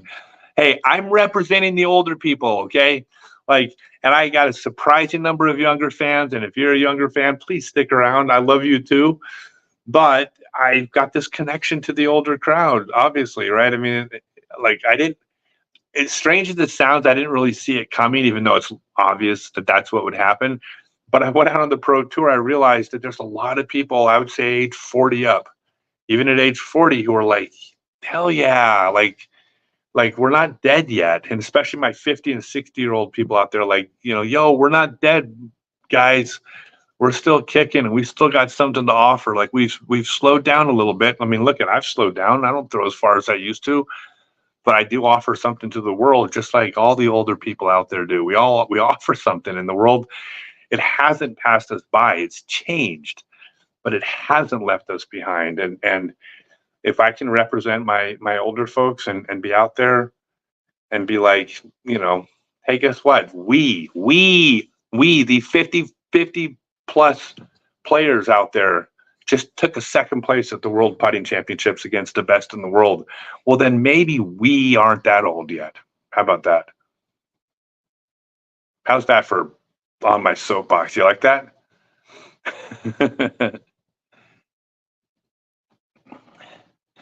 Hey, Scott, when do we get to see the fairway and distance driver Stokely disc? Good luck at Worlds. Yep. The first driver that's coming out is going to be a fairway driver. It's coming out in about a month, and I don't even want to say the name yet, but I'm pretty sure I know what it is. Emily Weatherman helped test this. She helped test it out, and it's really good. I'm not releasing crappy discs. I'm going to build a reputation of, if you buy one of my discs, they're going to be great, right? You're not going to buy stinkers from me. They might not do what you want because you thought it did something, or maybe you don't throw as far as you needed to make it do the thing, but I won't release crap discs. And this first fairway driver is freaking fantastic. So yeah, it's about a month. What was my first ever PDGA rating? Oh, dude, I played for like 30 years before there were ratings. When I quit in 2000, there was no such thing as a player rating. And then so when I came back, my first ever PDGA rating was like probably 960 because I had been gone for 13 years. I traveled for 2 years before, right when in 2021, the summer of 2021, when I was out there competing I was teaching classes and I was playing in MP40 tournaments, MP50 tournaments. My rating the summer of 2021 was 983. And I said, I'm going back on the pro tour. And I said then my goal was to get up to 1,020, which is absurd because like that, like I decided at 51 years old, I was going to go from 983 to 1,020. And I got up to 1,018 this spring, like incrementally, 1 or 2 ratings points a month. Last summer in Europe, for the entire Euro Tour, I shot 1,028 over the course of the Euro Tour. I had 2 fifth places, a podium finish, 3rd place at Croatia. I mean, I could have won. Some guy named Paul Macbeth was there, but I actually hung with him, But anyways, I got up to 918 beginning of this year, and then I had this stupid prostate issue, and my health was just tanked. And I shouldn't have played, and I played, and I was shooting 990s because I was sick. And now my rating's down to 1,007. I'm playing better than that now. I'm healthy right now. I feel good. I'm not going to shoot 990s at World. I'll be well above that for sure. But I kind of, I got to 1,018. I got this close to 1,020. What about how the ratings were the first rating? Oh yeah. No, wait a second. What am I saying? In fact, I just made a mistake. Kind of. Actually, I made a mistake. So my first ever PDGA rating, they weren't published yet as ratings, but I was one of the players that the ratings were based around. So they first created the ratings at the 1998 World Championships. And at the it was Chuck Kennedy, and I forget the person he was with. Came up with the algorithm for it. There were almost no propagators, so it was a system that wasn't it was not fleshed out yet. But the highest rated player on planet Earth was Ken Climo, of course. I was the second highest rated player on planet Earth because I was the second best player in the world, and I finished second place at the World Championships. So those initial ratings, the ratings were based on our tournament, me and Ken, and of course, Jeff Lissman, Rick Vokes, and Jeff Malton, and all the other, the stars back then. But yeah, but they were never published. So they were gathering data for a couple of years, and then I left the sport, and then all of a sudden the ratings, when they had enough propagators. If you search, you guys, if any of you want to know how the rating systems work, I'm sorry, I'm going to brag for a second here. Okay, forgive me, but I'm also being completely honest with y'all. I made a video. If you search on YouTube for Scott Stokely ratings, I made what is for sure the best video explaining how the rating systems work. The rating system works. The reason why it's the best video is that basically the entire thing is based on mathematics, but I take the math out of it and I explain how the ratings work with almost no math. Basically what I do on that video is I present one mathematical concept that you have to understand. If you don't understand this one mathematical concept, you can't understand how the ratings work. So I give you one quick math lesson on one concept. But once you understand that concept, I don't talk about math for the rest of the ratings video. I just keep referring back to the one concept that hopefully you'll understand, because that's where I start the video. I had Simon Lizotte come up to me after watching that video, and he says, "Thank you, Scott. I understand how ratings work for the first time ever." So, if you want to know how the ratings work and why they're good, they're actually really good. It's all based on math. They're not. It's not based. It's not subjective. You know, you can predict very easily a player with a higher rating is more likely to beat a player with a lower rating basically every single time, and the numbers work. So the ratings work. Everyone questions them, but they're really good. Anyways, Scott Stokely ratings on YouTube, you'll understand. It's really fun. It's only a 20-minute video, and it's only one math concept, and the rest of it's just explaining it. I'm very proud of it. It's one of the best things I've ever done on YouTube. So, reading my book right now and loving it. Thank you. Yeah, I'll tell you what. So my autobiography, Scott Stokely Growing Up Disc Golf, is available at Amazon, and it's the audio version is out, which is an Audible read by me. I've had more people. It's really funny. I've had more people tell me they haven't read a book in 20 years, but they read this one. Like, not because it's some masterpiece, but because they're not into reading, but they love disc golf, and they're like, "Oh, I love that book." I don't read. I've had people come up to me and tell me they've read it over and over again. The audiobook, tons of people listen to. The really interesting and strange thing is the book's been out for more than 4 years now. It's approaching 5 years that my autobiography has been out, and sales haven't really declined in 5 years. Like, it started off selling really well, and it's actually sold well for like 5 years because there's so many new players entering the sport. There's a constant new energy and excitement towards anything they can get their hands on. But when it comes to book statistics, that never happens. Books always peak early, or they peak because of some, they get on Oprah or something, but they typically have a peak, and then it declines from there on out. That's standard the way books work. Maybe a couple little peaks in the middle for whatever. If a movie comes out based on the book, it spikes again. But I mean, it's a pretty predictable decline. My book has been steady in sales for 5 years now. It's incredible. And I think it's really good, in my opinion. Thank you for reading my book. I'm glad you enjoyed it. It's not PG. Don't listen to the audiobook with the kids in the car. Any clinics in New Jersey? I will 100% be doing a full-day seminar in New Jersey. I have not announced the dates yet. If you go to scottstokely.net, this is for everybody. Get on the mailing list. You'll be the first to be notified when I post all my upcoming East Coast seminars. And I cap my full-day seminars at 6 players, and they all fill. So don't. They were asking about Vermont. Also on Instagram. Vermont. I'll have to look into Vermont. I don't know if I'm doing Vermont or not. I know I'm doing Ithaca, and I'm heading to Maine. It needs to be, so it's 6 players, so it's not cheap. And so there needs to be a big enough population center. So I might put the feelers out to see if there's enough people in Vermont. They cap at 6 players. If I get the first 3 or 4 people to commit, I'll post it, because then we'll always fill the other 2 with other players. So there's a good chance. Do you have an idea of when disc golf will be an Olympic sport? Do I have, is that from Instagram? Mm-hmm. Do I have an idea when disc golf will be an Olympic sport? No. So it's funny because the holy grail forever in disc golf was like, can we get on ESPN? And then it was, can we get on ABC or NBC or CBS? And can it be an Olympic sport?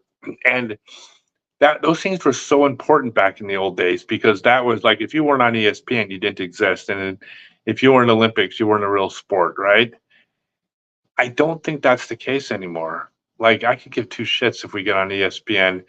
Like, it's not even a thing anymore. Like, we can be an independent thing and be wildly successful. I mean, we've been growing steady for 46 years. And so, yeah. So we're going to be in the Olympics for sure. I mean, we're 15 million people play it. Like, that's plenty big enough to get in. Personally, I think the Olympics has gotten it's really kind of political, and I don't know.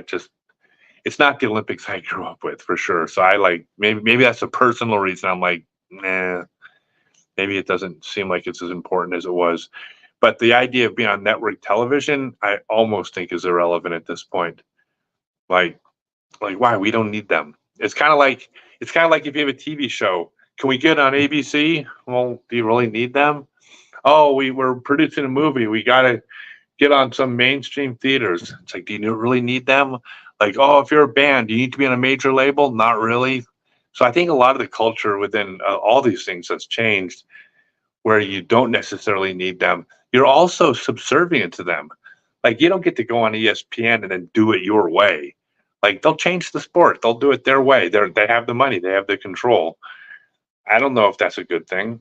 I'm not saying it's a bad thing. I'm saying I don't know that it's a good thing, and nor do I care. Here's one. Let me say one final thing about this is that I think there's a misunderstanding about the success of disc golf and how successful it is. People talk about the pro tour and the people on, like, say, the PGA tour making more money, or it's on CBS or something like that. You're talking about disc golf for 100 people. 15 million people play disc golf on the recreational level on up. 100 people are on the pro tour. So as much as I want to see success, and it's like, oh, sure. I mean, of course, I wish my friends on the pro tour made more money and, it got more public recognition, but that's 100 players. That is nothing whatsoever to do with the success of disc golf. How many people enjoy going to league? How many people enjoy playing recreational? How many people enjoy playing with their families? How many people enjoy going to B and C tiers? How many places around the world are taking up disc golf for the first time? So I always kind of be wary about when people try to compare our sport to ball golf. They're only talking about for this fraction of the people that play the sport. They're saying it's not where, like, say, ball golf is. Aside from the pro tour, name one other area where disc golf isn't kicking ball golf's ass. For the 15 million people that play disc golf and can play for an hour and a half afterward and can take their families out and can afford to play and can start the game for $20 without covering the ground full of pesticides on only 12 acres of land that no one else wanted because it used to be a landfill and now it's covered with rocks and boulders and we're using the land. I mean, disc golf is crushing. And I would sure love this other side to get their piece too, but they're a small part. My opinion. Just my opinion. What's one thing from the disc golf past that you wish had stuck around? What's one thing from the disc golf past that I wish had stuck around? Oh, that's a good question. So, okay. I say I wish it would stick around, but it was inevitable that it would change. So here, I'm gonna really get on my soapbox here, everybody. Y'all ready for this? I'm gonna drink coffee so I can get on my soapbox.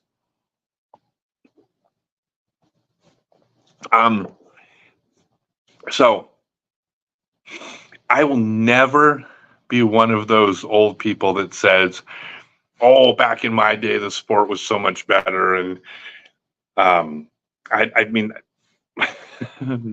usually those old people are wrong when they say that. I think most of the time, if you listed 20 things, 20 components of disc golf is better now than it was when I was younger in 19 of the 20 ways. Disc golf's crushing public acceptance, kids that play, women that play, the pro tour, the people on tour, the number of courses, the quality of the courses, like you name it. Disc golf is better in every way except for one. We will never have the family and the camaraderie, the level of family and camaraderie that we had back in the old days. And even now, if you start playing right now, you're probably mesmerized by what a tight-knit community we are and how much you can go to a new town and contact the club and we all share this love of the game. Like, that's a real thing. I'm not dismissing that. But it was way more back in the old days. You see, back in the early days of the sport, pretty much in my opinion, everybody that played Frisbee, seriously, any type of disc sport was kind of a misfit. Like, why would a grown man or a grown woman spend their afternoons in a park playing with toys? Like, nobody understood why we did what we did except for us. And we all understood why each of us did this thing because we did it too. And that created this kind of like an us against them mentality. Like we really felt like disc golfers against the world because nobody knew what we are. And as soon as they knew what we are, they didn't think it was a real sport. They didn't think we were athletes. They didn't think it was a good community for let their kids go play in. And they thought that we would ruin the parks. They thought that we littered. They thought that we didn't look professional, like you name it. And because of that, there's a bond that forms that was just different. Like that'll never be replicated because once we became, now we're borderline mainstream at this point, and it's just never going to be that same type of tight family that it used to be. Now, would I trade the sport for what it was then? Of course not. Like I would much rather have a sport where 15 million people get to enjoy it. But for me personally, I liked it better back then. I just did. As much as I loved the Pro Tour, that was my family, and there's something very special about that, you know. So I liked that world, but I also simultaneously acknowledged that this is better now, if that makes sense. If it doesn't make sense, I apologize. I tried. David says, "Hey Scott, did you see Blake Whitehead sidearm throw distance competition? What did you think?" Wait a second. No. How far did he throw? Do I have to challenge somebody? Do I have to keep beating these kids with my sidearm for crying out loud? I don't know. I can still put one off at 550 sidearm. Did you see what Chandler Kramer posted? What? Did he throw sidearm at distance? He threw a 360 sidearm. Chandler Kramer threw a 360 sidearm? Yeah. Of course he did. That's great because I invented that throw. I set the world sidearm distance record with a 360 sidearm before anybody in the world was throwing that throw. I invented the 360 sidearm because it flies farther. I think he threw 560 something. Chandler threw 560 with my throw. That's cool. I saw him today. He didn't even thank me. I talked to him for a bunch today. I'm a big Chandler Kramer fan. Chandler's got the best sidearm on the Pro Tour right now. I mean, after me. I mean, of course, right? And my glasses, these glasses just don't get cleaned. Does temperature change disc flight, or is it just my grip? God, that's a really good question. I suppose it's possible in the sense that if it made the disc dome up more, or if the softer disc allowed you to put your thumb in more, or if a tackier disc made you have less or more friction, which allowed a little bit more spin, I suppose it could be a little different. But I wouldn't know how to answer that in a predictable way. It's nothing as simple as when it's warmer, they're more stable or something like that. I don't think there's a rule, at least not that I'm aware of.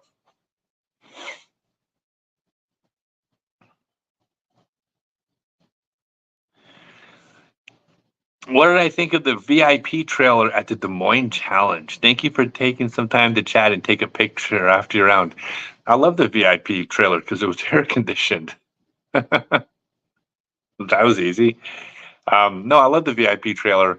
Like look, when I teach my classes, this is how I teach my classes. I teach at all different tier levels. I teach a 2-hour seminar or 2-hour clinic for 25 or 30 bucks that everybody gets to come to, and families of kids of special needs are free, and special needs kids and adults are free, and anyone who works in the special needs and community is free. It's this big gathering for very little money. Then I teach my full day seminars, which are more expensive, because there's a market for that. People that want to invest, more money. But I don't only teach those because that would exclude the people that are like, that's not in their wheelhouse. They can't afford that. So I want to have different levels of teaching, right?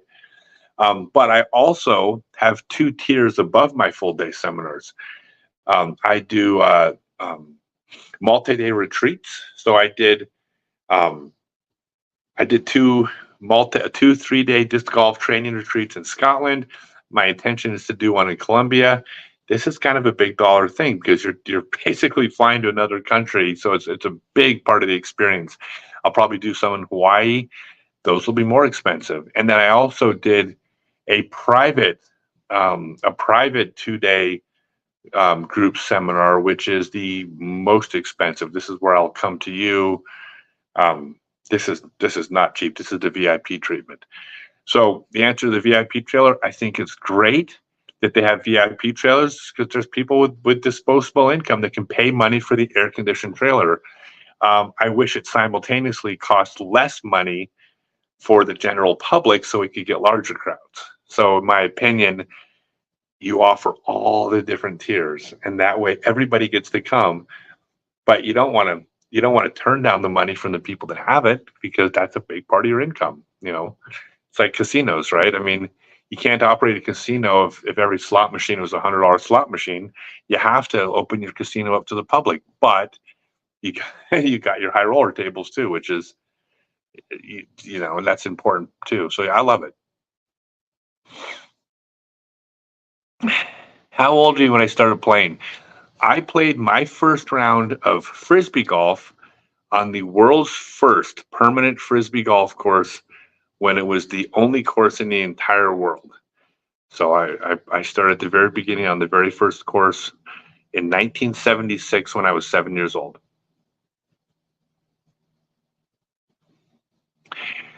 You lost your Stokely Berg in the Pro-Am, and you wanted you to sign the day before the tourney. Oh, well, you can get a Stokely Owl. I'll sign that next time I see you.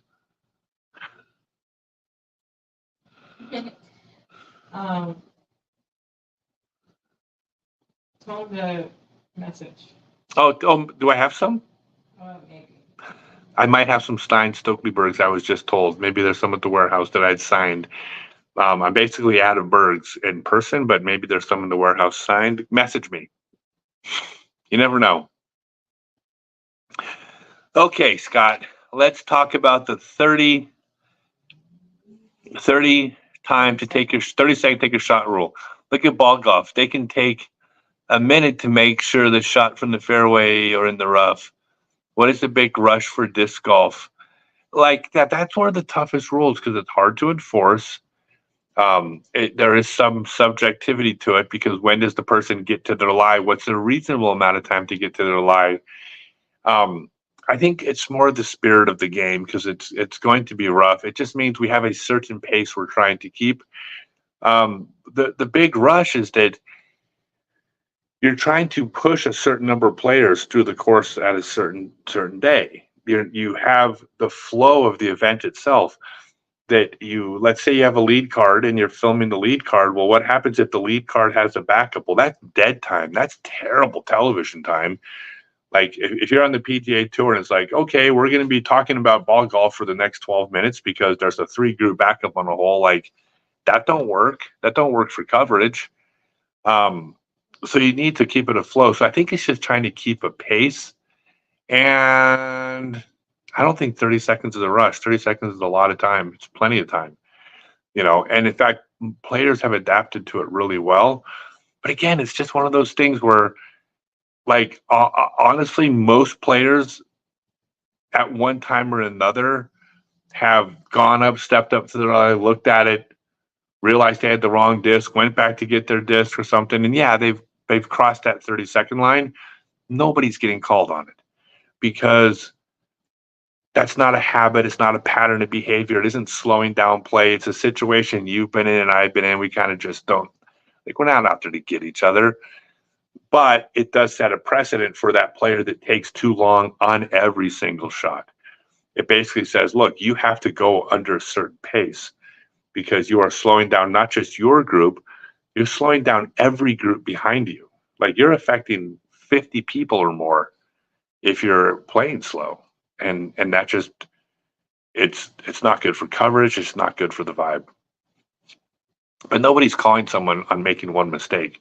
Like we all basically, like here, I'll tell you what, there's one, like this another rule that was, and it was just almost unspoken, but up until I think this year, you could move obstacles or you can move things on the ground with your lie. In other words, if there was a stick on the ground where your foot was going to be, you can brush that stick out of your way so you can get a good stance.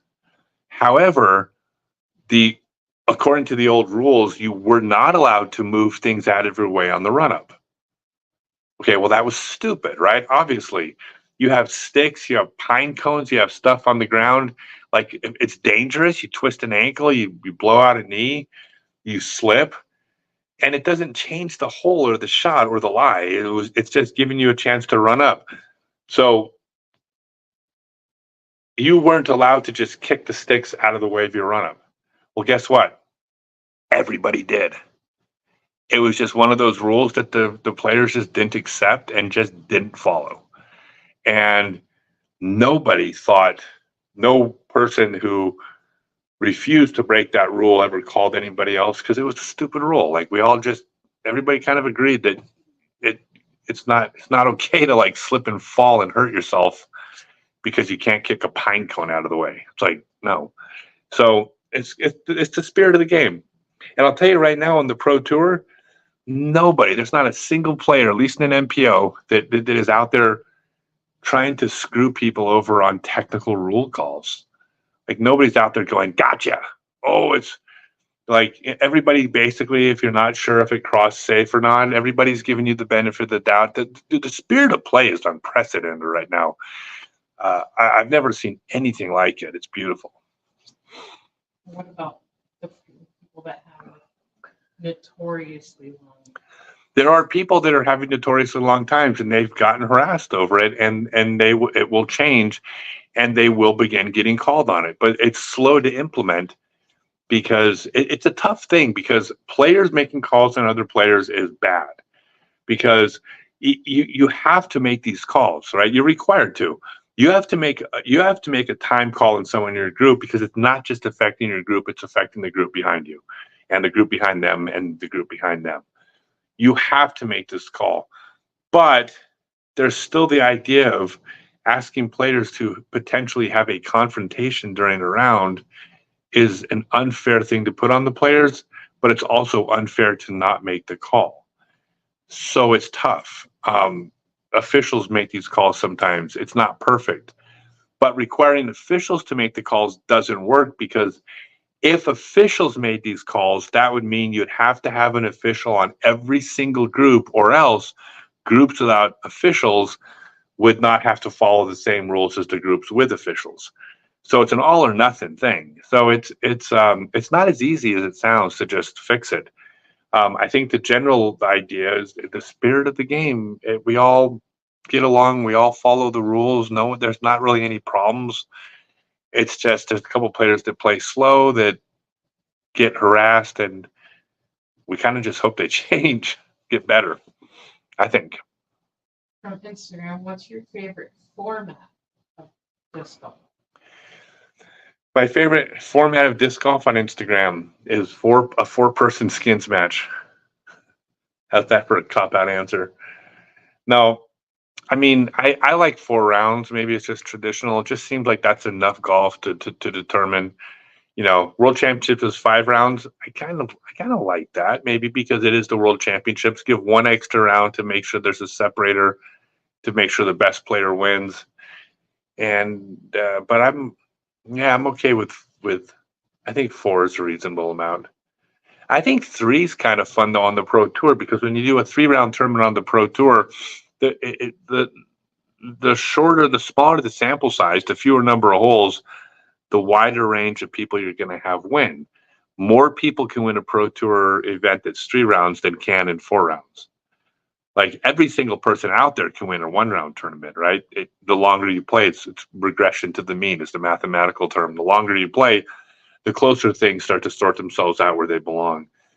And 3 rounds is not so long that you don't get some Parker Welks, that shocked the world. So I do like 3 rounds for regular tournaments, 3 and 4, but I think 5 for Worlds. I think they got it right. What about alternate frisbee games? Yeah, double discord is the greatest frisbee game ever created.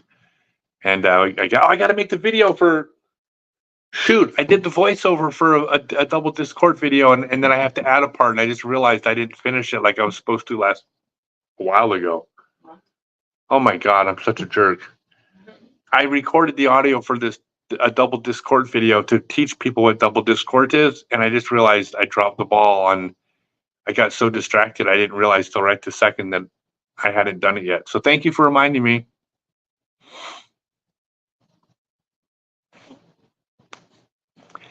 If you were putting from 20 feet and had a constant gust of wind blowing at you and you knew to putt,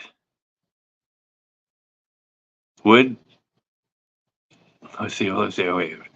If you were putting from 20 feet and a constant gust of wind is blowing at you and you knew to putt would be impossible to make it, like, is it 20? I guess I don't understand the question. Is a 20-foot putt in a big gust of wind? If the wind is howling at you. If the wind's howling at me for 20 feet, yeah. It depends. It depends on the situation. Is it just impossible? No, it's not impossible. I mean, the key to putting in the wind is to putt flat and to throw flat. So here, I'll give you the wind lesson. There's two. I'm going to give you guys a piece of gold. I need 90 seconds to explain wind. So first off, this is a big secret. Not a lot of people know this.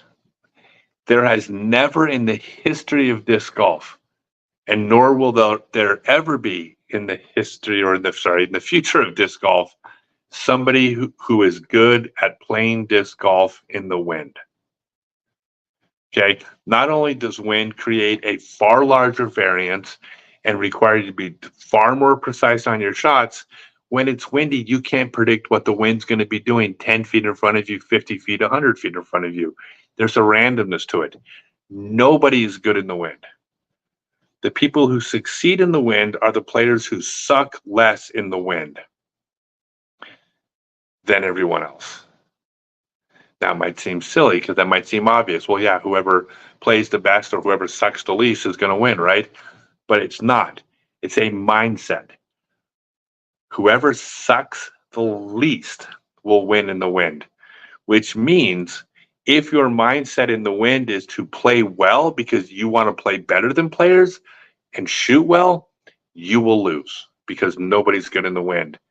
If your mindset is, I'm going to suck less than my competition, then you have a chance of winning. So what does sucking less look like? Sucking less means laying up 30 footers.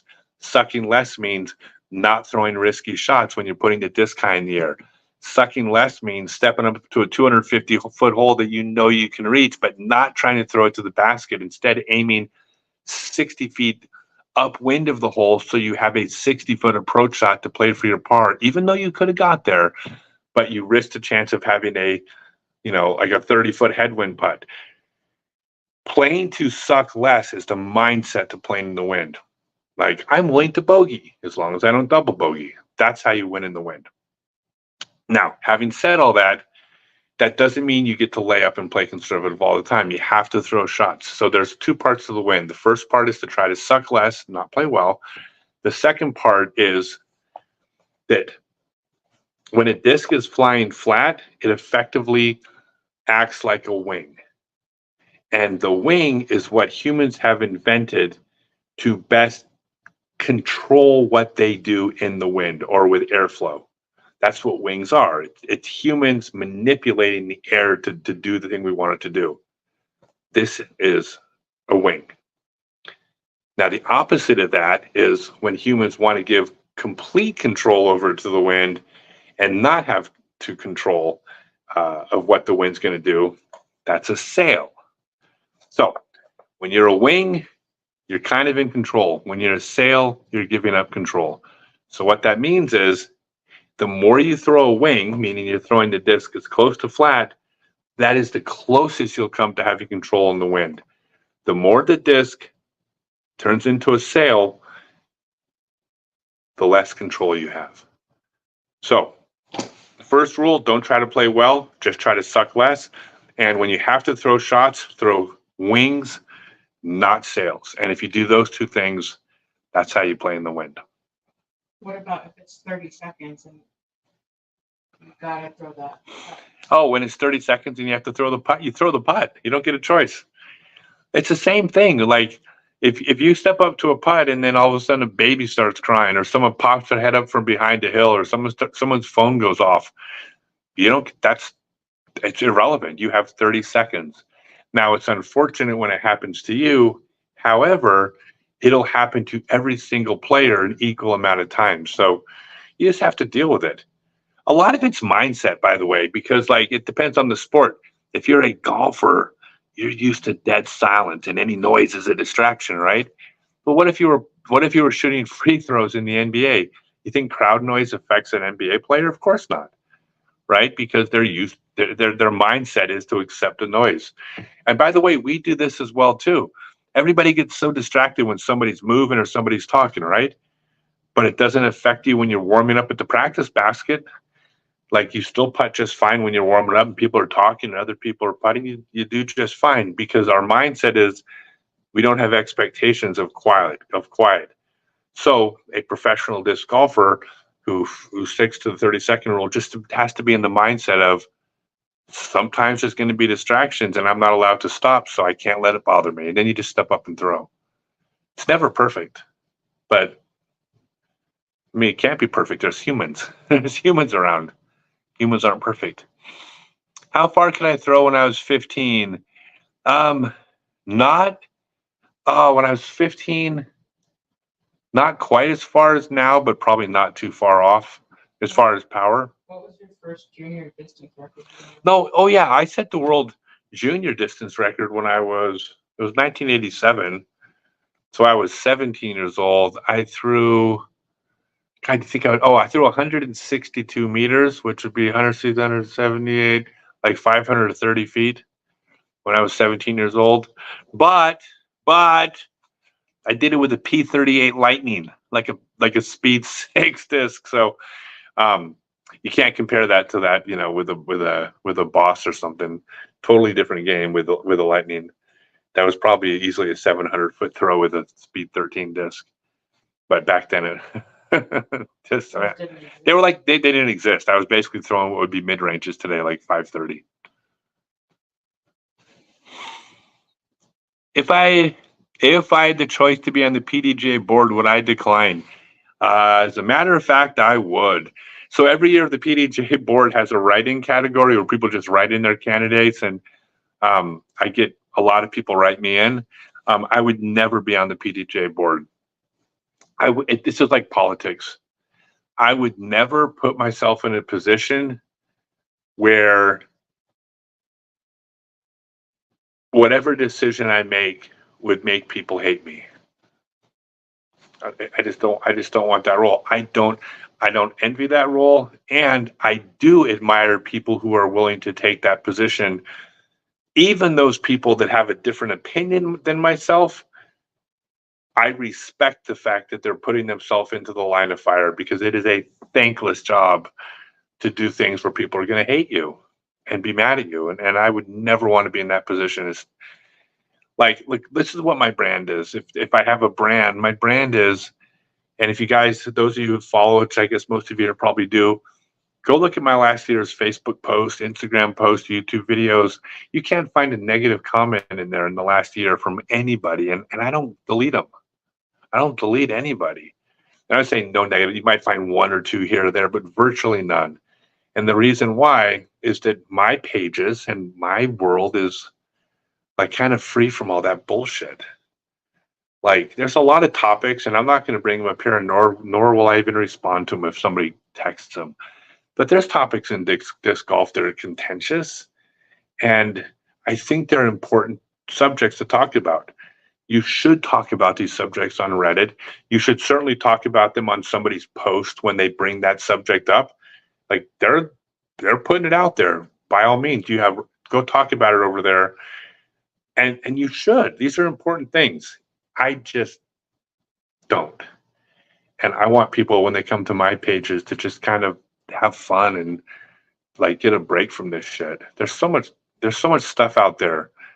Like, and again, it's important stuff, but we need a break from it. You You can't deal with all the negative shit 24 hours a day. You have to be able to turn that stuff off.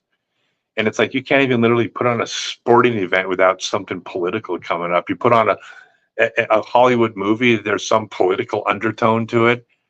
Fuck that. I hate that stuff. I'm sorry for swearing that, but screw that stuff.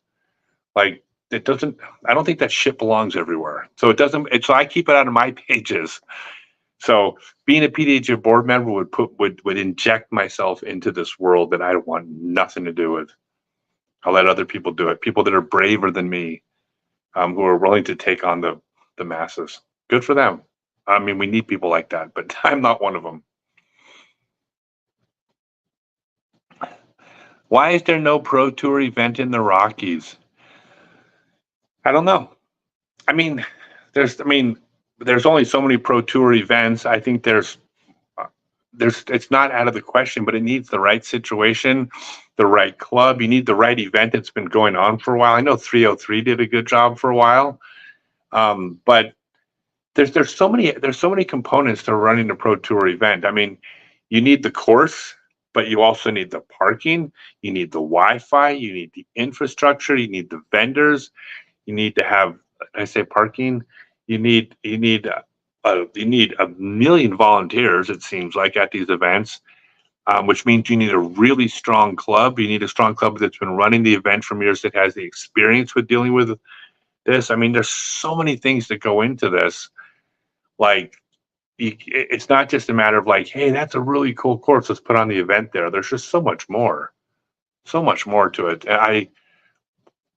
It's just like when people like complain about the Pro Tour, and by the way, everybody's entitled their opinion. They're like, oh, this part sucked, or they complain about that. But it's like, I don't do that because I'm not walking in their shoes. Like, they got so many things on their plate and so many things they're trying to manage. And anytime something doesn't go the way I think it was supposed to go, I don't know the reasons why that didn't happen. So I never try to project, well, they should have had this or they should have done that. Well, I don't know. Maybe that wasn't possible, and I don't know the reason. So I think they do I think the Pro Tour crushes it. They do such a good job. The PGA, I don't agree with everything they do, but I think they do a fantastic job at what they do, with a lot of hardworking people. So I think that with the Rockies, I think just logistics. I think things just haven't lined up there yet. Doesn't mean they can't, but you would need to establish a really good A tier. It would need to be established for a while. There would need to be a lot of things in place for it to happen. And there's 50 other places also crushing it, doing a great job too, and you can't have all of them. So I don't know.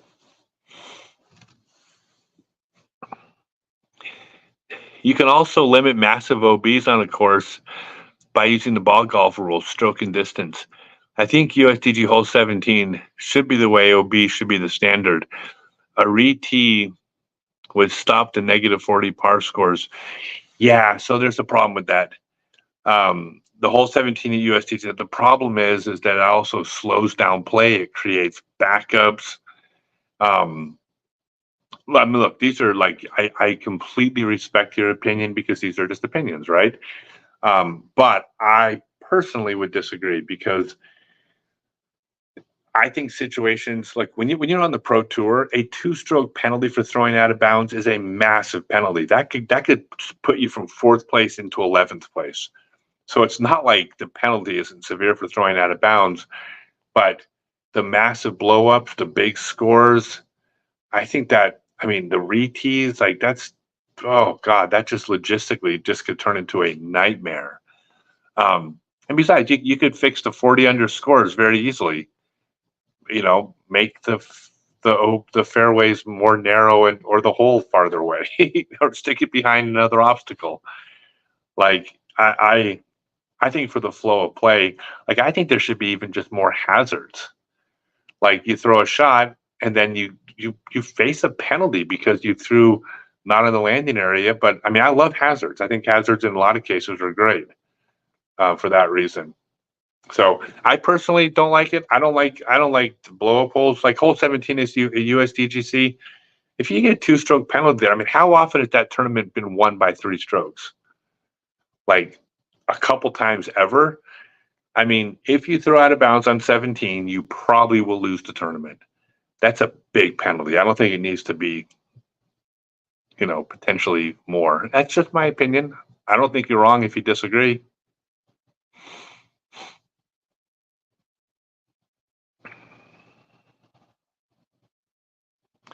Hello, Michelle. You put out a great article back in the day about playing in the rain. I carried 4 towels, getting out a new towel every 3 holes and keeping one dry for polishing. Very helpful. You are so welcome. Hey, in my 6-month online Become a Complete Disc Golfer class, I spend an entire class talking about rain play and wind play. I gave you the 90-second wind play. There is more to it than that. So yeah, I talked about rain. Playing in the rain is important. You got to be able to play in everything. But thank you for the compliment. In all my playing days, how many times has the disc come to rest on the basket top? I really think that shot should be called hold out. Yeah, it's, by the way, the disc golf, it sounds like I'm arbitrarily disagreeing with you on everything. Remember, I told you I respect your opinion. Everyone's entitled to the opinion. To me, a shot on top missed because the basket is below this and above this.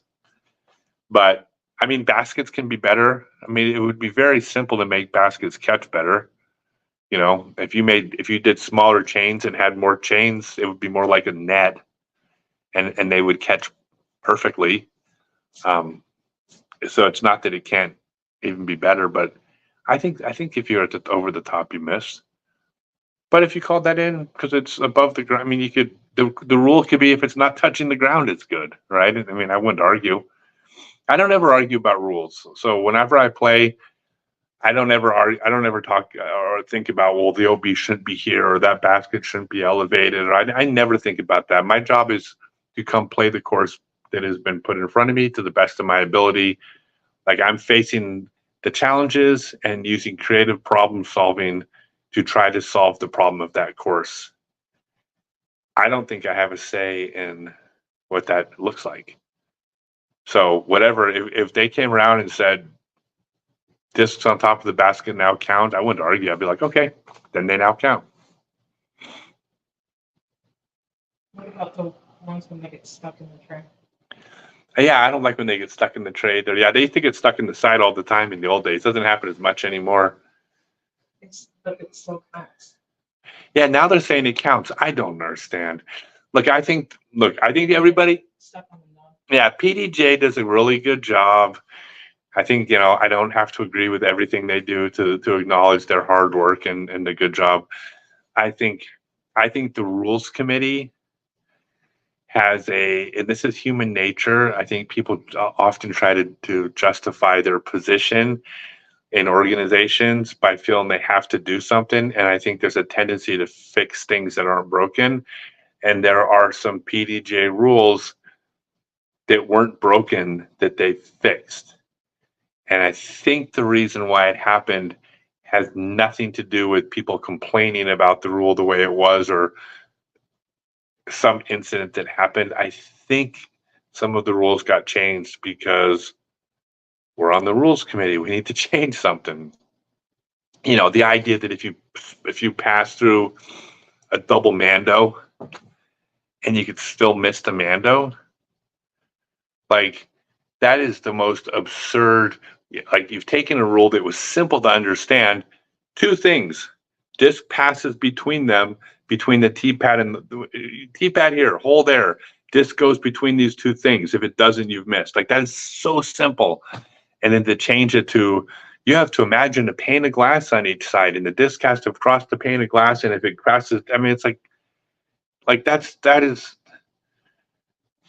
the rule wasn't broken. They just made something that 100% of players go, we disagree with that. It makes no sense. So I don't agree with all the rules, but it's not my job. It's not my job. I'm not on the rules committee. If I really didn't like the rules, then I should be a board member and get on the rules committee. And I already said I don't want to do that. So I have opinions, but I play by the rules they set in front of me. Do you think distance comes with time on top form or videoing yourself, etc.? No, I'll give you the quick, we talked about this earlier. I'll give you the quick recap. There's all these different things that have to happen for distance to get maximum distance. Like basically your body, your height, your muscles, your flexibility, your fast twitch versus slow twitch muscles, how long you've been playing, your age, your health, like all these things come together to create a ceiling of how far you can physically throw if you do everything perfect. Now that ceiling is, there's a ceiling for everybody. Nobody's throwing 800 feet off a tee pad, right? So everybody has a ceiling. Doesn't matter if you're 6 years old or 66 years old, male, female, big, small, whatever. We all have a ceiling based on our physical ability. Technique is having proper technique and then practicing with that proper technique gets you closer and closer to your ceiling. So at best, you can get to your ceiling. But without proper technique, practice helps like this much. Without practice, proper technique helps this much. So you got to do the whole thing. Now, you can raise your ceiling. Like for instance, and I'm sorry to say this, but if you're not in good physical shape, well, getting in better shape you'll raise your ceiling. Now, being in great shape doesn't make you throw far. You could be tall, strong, and athletic and still not throw far if your technique is bad or if you're brand new. But you will raise your ceiling on how far you can get. So everything matters and everything contributes to some piece of the puzzle. And then the goal, if you're an athlete, is to optimize what is possible. You know, you need to have proper technique. You need to practice, take care of your body, make your body strong, be healthy, make good decisions. You know, there's not one trick. It's everything. Like nobody in the pro tour throws with bad form. 0 people. Like you can't play at that level with bad form. They're all following fundamental rules the same. They have different bodies, but they're all throwing with the same fundamental rules. You offer driving form critique. Like we probably have a couple of videos, you give recommendation. So I do in my 6-month online class, and I'm going to use this to pitch my class. I have a 6-month class called Become a Complete Disc Golfer. My 6-month class is not a bunch of videos and drills to work on. That's YouTube. It's nothing I would charge for. The thing that makes my class, and this is directly addressing your question, the thing that makes my class different is you get multiple live classes every month. Those live classes take place several times during the day, which means you can find a time that works for you. You can definitely watch the recorded versions to get everything out of it. But my method of teaching is a step-by-step process that if you follow this step, you get this step down, you move to the next step, you add the next layer. You got to be getting this thing right before you can add the next piece. I've developed this process that is the most effective in the game of learning how to throw properly. But as part of this process in the class is you get an unlimited number of professional form reviews. I have 3 teachers in my class that have been with me for more than 3 years who are the best in the business at teaching disc golf. Throughout the class, you will constantly be shooting little short videos of you, uploading the videos, and getting the critique on what you need to work on from one or more of my teachers, my coaches. And it's an unlimited number of form reviews. And the reason why this is so important is that everybody learns at a different pace. So I can't say to you, oh, you get 2 backhand form reviews as part of your, what you paid for, because you might not pick up backhand in 2 reviews. So I simply make it unlimited, which means if you pay, you're going to look, and you follow the process, it will end with you throwing correctly, because since you get an unlimited number of form reviews, it means we will stick with you as long as you're willing to put the time in to get worked. Do something, correct it. Do something. Hey, now you're doing it right. Move to the next thing, correct it.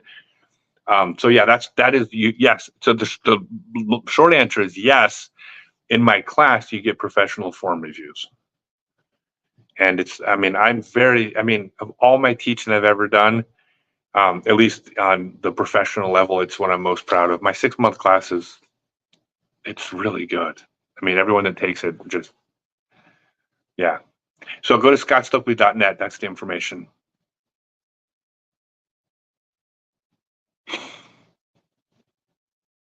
Who do I think has the best form on tour?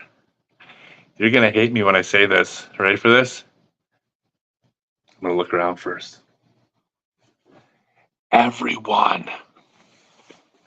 So this is what you'll learn in the online class, is that there are certain fundamental rules that every player on tour follows, because you must do these things. The laws of physics trump your style. They trump what you like. They trump what feels good. There are certain things that you must do, or else you will not throw correctly or far or accurate. Everybody on tour does those fundamental things correctly. You cannot compete on the pro tour if you're not doing those things. Those are rules. However, every single player has a different body. We're different sizes, different shapes, different amounts of muscle mass in different area.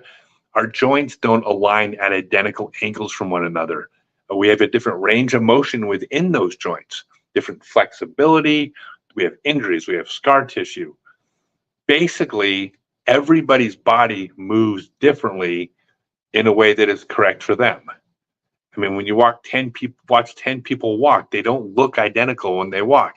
Not because some of them are walking wrong. They are all walking exactly the way they are supposed to walk based on the shape and configurations of their hips. Well, throwing's no different. Every single person is throwing correctly based on the configuration of their bodies. So there is no, I'm sorry, but everybody throws correctly on the pro tour because they're just doing it with a different body. So when I look at players, I don't judge one form over another being better, because you can't say that form is better than the other one on the pro tour. Again, I'm talking among the elitists, the best of the best, because if one person's shoulder is offset 3 degrees from someone else's, they're going to pull the disc at a different spot, because one person's shoulder is more efficient here, one person's shoulder is more efficient here, but they're both pulling the disc in the correct spot for their shoulder. So you can't say one form is right, one form is wrong. So it sounds like I'm being dismissive on my answer, but I'm not. They all throw correctly. And it's hell yes, Rob. I have to throw that out there, because she is the player that I'm currently most enamored with as far as watching her play the game, because I think she's going to change the game. She's a special player, but they all throw right. I would like to see a tournament where yelling, heckling, and waving galleries are required. Lots of noise is easy to ignore. Almost quiet what is distracting. Yeah, see, I think that sounds like a lot of fun. I think the players would have a good time of it. I think could be fun. I think the problem is, here's the landmine that might get stepped in here. I think if you allow that at one tournament, people would misunderstand and think it was funny at the next tournament. I think that's very dangerous. I'll give you an example of what I mean by this.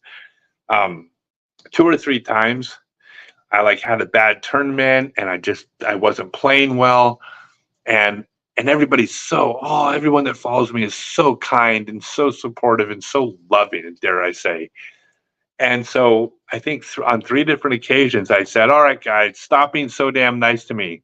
For the next 24 hours, I want you to tell me how I'm over the hill, I'm washed up, I'm delusional to think I could play out here. I'm like, don't hold back. Be as mean as you can. Just lay into me, light a fire under me, right? And it's really fun, because I'll literally I've gotten more than 800 replies from all the people that liked me, telling me what an idiot I am for thinking I could compete with Cole Redolin. It's really fun, and about once a year I do this. For the next 6 months afterwards, people still occasionally post something mean and follow it up with, "Are we still doing this?" So I think that could be right, Adriana? I think that is the risk of allowing it one tournament. I think that you might get people to misunderstand and go, that was really fun. Everybody said it was a great time. Why wouldn't they like me doing it at the next tournament? And we're like, no. Hard to put the genie back in the bottle. Did I ever play Morley Field Disc Golf Course? And what was my best score there? I'm sure you know Snapper Pearson. I got a phone call from Snapper Pearson a couple months ago, or when I got inducted into the Hall of Fame. He gave me a call. Yeah, I've known Snapper since forever. He was my DDC partner in my last big DDC tournament that we won, and I lived in San Diego for a while. Of course, Morley Field's famous. I think it's the oldest pro shop in the sport. I think the oldest permanent pro shop. To the best of my knowledge, Dan Mangoni ran the first. Okay, to the best of my knowledge, because there's a West Coast bias here, but I think Dan Mangoni had the first mobile pro shop, but the first permanent pro shop was in San Diego, I think, and that was Snappers. But yeah, Morley Field's famous. In fact, there is a video of me playing disc golf as a 13-year-old kid on YouTube at Morley Field. Also part of the opening. Oh yeah, actually yeah. So there's a documentary about me called Not Just a Shot. If y'all have heard of it, it's been like it's won all these awards at like these film festivals around the country. We got some big news regarding to the best of my knowledge, it's been picked up by Amazon Prime. We're going to be it's going to be the first mainstream disc golf project on Amazon Prime. Is a documentary about me. And in the opening segment of that documentary is a little video montage about me, including me throwing hole one at Morley Field, like in 1983, I think, 84, something like that. Poodle, I really missed the family and the people we had back in the day. Couldn't agree more. We did it for love of the sport because it was different. Miss that was the time of our lives. Yeah, I mean, it was so weird back then. Like when people tell the stories, the old timers, and if you think they're exaggerating when they tell these stories, they're not. Like you would go to a tournament and somebody would put their house up for people to crash at because none of us had any money. You could get 15 people that would all stay like in a 1-bedroom house. Oh, I need my charger, please. Can you bring that over? We get 15 people.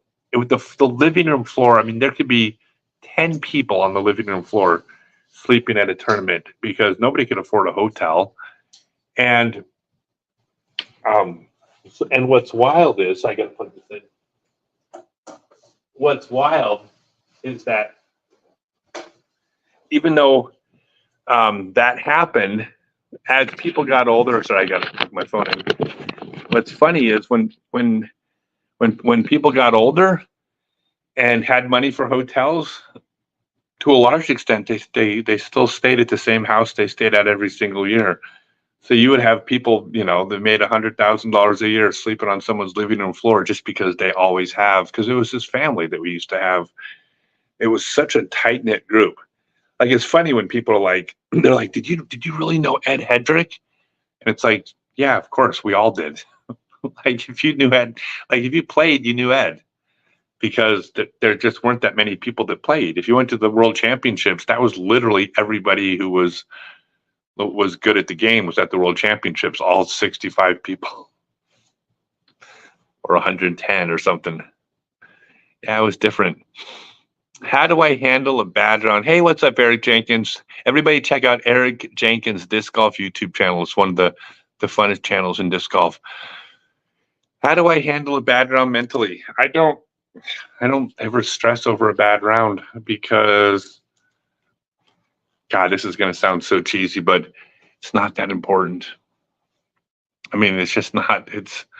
There's so many like more important things than playing a bad round of frisbee. I'm in this really neat position where I'm still playing frisbee for a living, even though I run clinics and teach seminars. I'm running this disc company now. We have our new app that we're beta testing. By the way, if you all want to play our new fantasy disc golf game, We've done a soft launch. You can go to Google Play or iTunes. It's called Skyline Fantasy Disc Golf, and download it, and you can play the World Championships with us. We're beta testing in a full launch coming next year. But and join the Discord server, scottstokely.net/Discord, to give feedback on the game. But even though I'm working at a fundamental level, I'm still traveling around the world throwing frisbees for a living. So I would find it very difficult to be upset over a bad round, because like, who am I going to complain to? Like, I almost think it would be cringy if I got on Facebook and I told like, I have so many people that follow me that hang drywall and lay bricks and work on fishing boats and are, pushing papers in middle management, and I'm going to go tell you about my bad day playing frisbee golf. I think it'd be shitty. Like, I think I'm so lucky. And I'm answering your questions. How do I approach it mentally? I think I'm so lucky with the life I'm getting to live right now that it would be weird if I was upset over a bad round. I mean, a bad round at disc golf when this is what I'm doing tomorrow. Come on. Perspective. I mean, so I guess what I'm saying is just perspective. My life's good. Like you got a great wife and a great family. I mean, I'm saying your wife, but I mean, you guys, like, you get to come home to someone you love every night. How is a bad round even relevant? Right? I mean, my opinion. Have I ever thought of going to South America to teach or help promote disc golf? Yeah, I'm planning on going to Colombia in December and possibly Brazil. I wasn't going to possibly go to Brazil. I was going to possibly go to Colombia, and then when I put the word out that I might be in Colombia, I got contacted by some people in Brazil. They said, hey, you should come to our tournament in Brazil. And I'm like, hey, I'm going to be in Brazil. Maybe I should. That's kind of on the way. It's kind of on the way, right? That's how we ended up in Southeast Asia. We were going to go to Australia, and then said, well, that's kind of on the way. Yeah, really. That's exactly what we spent. We spent 6 weeks in Southeast Asia and 8 weeks in Southeast Asia and 6 weeks in Japan. And the reason why was because we were going to Australia and New Zealand, and then we were going to go to Europe, and we're like, it's kind of on the way, kind of in between them, sort of. Like, when you look at a globe, it's kind of like, no, of course I'm going to go to South. I'm going to go everywhere. I'm going to play disc golf in Antarctica. You mark my words. I will play disc golf in Antarctica before I die. My argument is this: take the unsophisticated rules out of the game and get it following its big brother's game. It will grow the game so much faster. I guess disc golf will keep its traditional way. Look, there's no right or wrong answer for those things. I've been a disc golf promoter since 1993 and listened to new players at my demo course setups. They all say, why is it so unsophisticated? And many times a turn off to many. Yeah, I mean, look, there's no right or wrong answer. Oh, I keep getting more text. Sorry.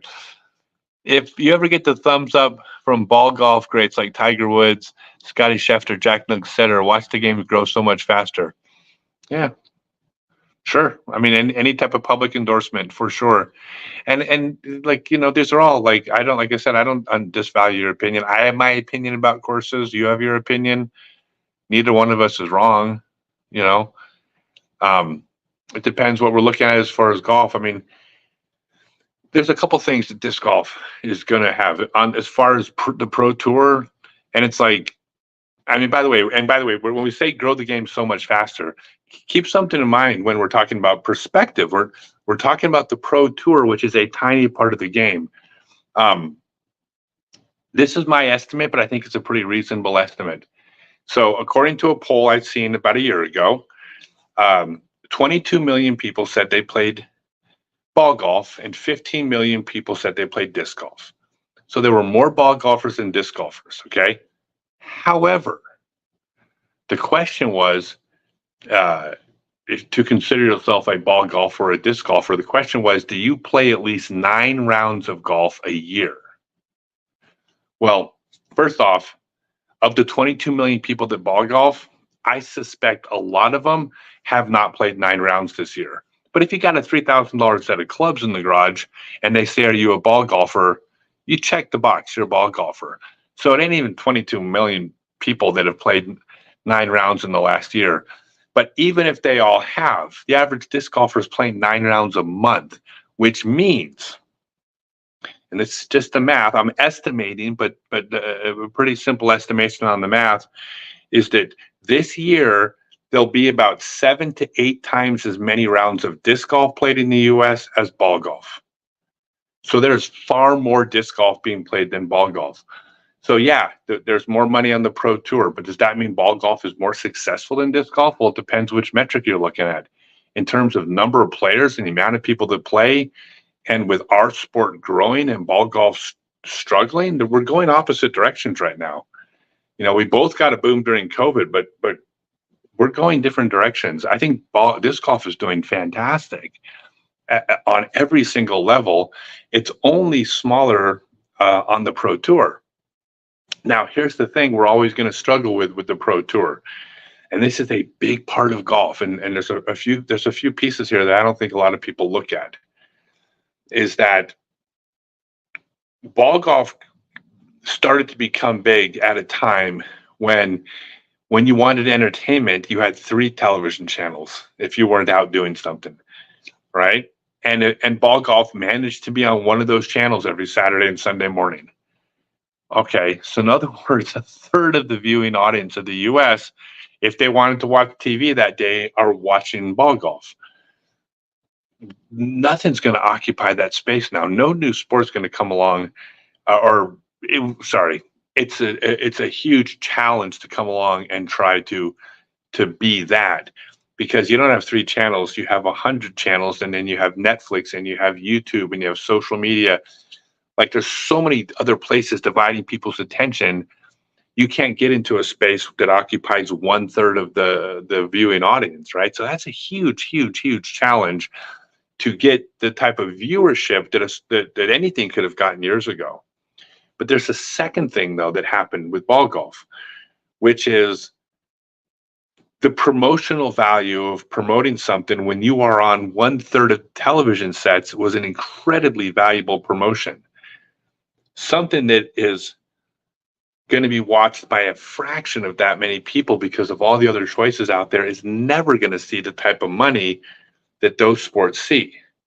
So now the question is, if that's the case, because ball golf is now sharing people's bandwidth with all these other things, why does ball golf have so much money in it? And the reason why, and there's 2 reasons why. Number one, ball golf was a good promotional value in those days in terms of the number of people watching it. And now, if you're the CEO of Buick, you can allocate the millions of dollars because you want to have lunch with Tiger Woods when he comes to town, right? So you have a lot of old money, old promotional money that's going to carry over that may or may not have the value it used to have, but it doesn't matter. People, it's monopoly money at this point, right? So they're able to push money around at a different level because of that. But the second thing is because of the culture of ball golf, because of the high-end culture of ball golf that exists at country clubs, etc., the viewers in ball golf are worth more money per viewer on average than a person in disc golf, right? Like, look, if you're JP Morgan, well, there's whales out there that you could attract by marketing yourself to ball golf, right? If you're Lamborghini, there's a high markup on Lamborghinis if you market to a ball golf crowd, where disc golf is not the same demographic of viewers. So there's smaller viewers, but the fact is the high dollar people out there are still watching ball golf because of the culture of what ball golf was. It was elitist, it was country club. It might be a lot less of that now, but it's still a real thing. So there's a lot of things that make it a real challenge for the pro tour of disc golf to ever reach the ball golf pro tour level. It doesn't mean it's not going to grow and get bigger. I hope, and I'm not rooting against it. I want it to become wildly successful. But there's logistical differences between a ball golf coming up in the Tiger Woods era and disc golf coming up in a social media era. It's just not the same. It's not the same world we live in. So that is going to be a challenge. But take away that one metric of the pro tour, in terms of courses going in the ground and people playing, disc golf is crushing ball golf, and we are going to be significantly larger on a participation level than ball golf will. all you got to do is track the stats. Like we will pass ball golf and not look back. So I think that makes our sport wildly successful, in my opinion. When can we do a video together? When do you want to do a video together? Let's do a video together next time you see me. Wait, you do mean disc golf video, right? Jason Moon, would you agree that mid-range and putter driving form is different than driver form? Not mid-range and putter because of the discs, because you can throw a putter in a mid-range full speed because you're throwing a shorter hole, but you're throwing a slower disc. But throwing a disc slower absolutely is different form. When you throw a drive and when you throw an approach shot, you do not throw the same form. All right. Throwing the same form on your approach shot as your drive would be the exact same thing as a ball golfer with the ball sitting at the edge of the green, taking out their wedge. You know, I'll take out my bird. The ball golfer takes out his wedge. Well, the ball golfer doesn't do a full identical driving swing and then just go slowly with the club. No, they change their form. They shorten their backswing for a shorter shot. So yes, you are correct. We will fundamentally have different form, not because of the disc, but when you're throwing the disc slower, then that's just your form's different. Because the one thing you don't do when you're trying to throw the disc slower is you don't just throw the disc slower. You do change your mechanics. For sure. Okay, Scott, if a person has tendonitis in the wrist, is disc golf going to be disc golf and frustrating to play? I have it now, and now only putting is fun on my A-Strong course. Yeah, so I tread lightly when it comes to injuries. Like I'm always careful not to overstep my knowledge base. What I believe is with proper form, it is very low impact on your body when thrown backhand. I don't think backhand should ever hurt with proper form. When your body's moving the way your body's meant to move, it is so low impact. Now, that is not the case with sidearm, and this is an unfortunate reality. And believe me, as a teacher who's trying to market my classes, I would love to say sidearms never hurt. But the reality is the sidearm throwing motion is a higher impact motion on your arm. It's higher impact on your elbow, and it's higher impact on your rotator cuff and bursa sac. So even when throwing sidearms correctly, sidearms can make you sore. So I never tell people that with proper form, sidearms don't hurt. Sidearms, again, if you were playing baseball and you were a baseball pitcher, your arm's probably going to get sore even if you throw correctly. But I do not think that should happen on backhands. From my experience, and again, take this with a grain of salt. I dropped out of school in the 10th grade. What do I know? So please don't, this is not gospel, but in my experience, if you have tendonitis like in your wrist, there's only two things you can do about it. One is you stop using it until the tendonitis basically goes away. And then two, you start back up throwing easily, but doing it with proper form. So for example, when it comes to the wrist, where does your hand naturally sit? Where does it naturally rest relative to your forearm where it most naturally wants to move? Okay, this is where your hand should be every backhand throw for the rest of your life. Because you can tilt your wrist up like this and throw. You can tilt down here and throw. But in both of those positions where it doesn't naturally rest, all you got to do is move your wrist and you can feel it grinding, it's pulling, it's impinging. Like there's no way using your wrist at a motion where it strains this little joint can possibly be right. And it's not. You set your hand in its natural resting position. Now, keep in mind, I didn't say set your forearm and then put your index finger 15 degrees down from where your forearm is. That's where my hand rests. So I'm not saying a specific angle because everybody's body is different. Your wrist might sit in this position right here. Your hand might naturally sit here. Your hand might naturally sit all the way down here. But wherever your hand naturally rests, and most fluidly wants to move is where you will always put your hand. And if you do that, assuming you let the tendonitis go away, and the inflammation go away, you should, in theory, remember I dropped out of high school when I was in the 10th grade, but in theory, you shouldn't be injuring your wrist doing that, because whenever your joints move in their most natural fluid motion, it shouldn't be high impact. It's just, it's how your body's meant to move. It's kind of like, if you think of yourself as a mechanical device, which is basically all we are, is mechanical devices. You have non-moving parts like the forearm or the bicep or your upper arm, or non-moving, barely moving parts. But in between the non-moving parts are hinges, like the wrist and the elbow.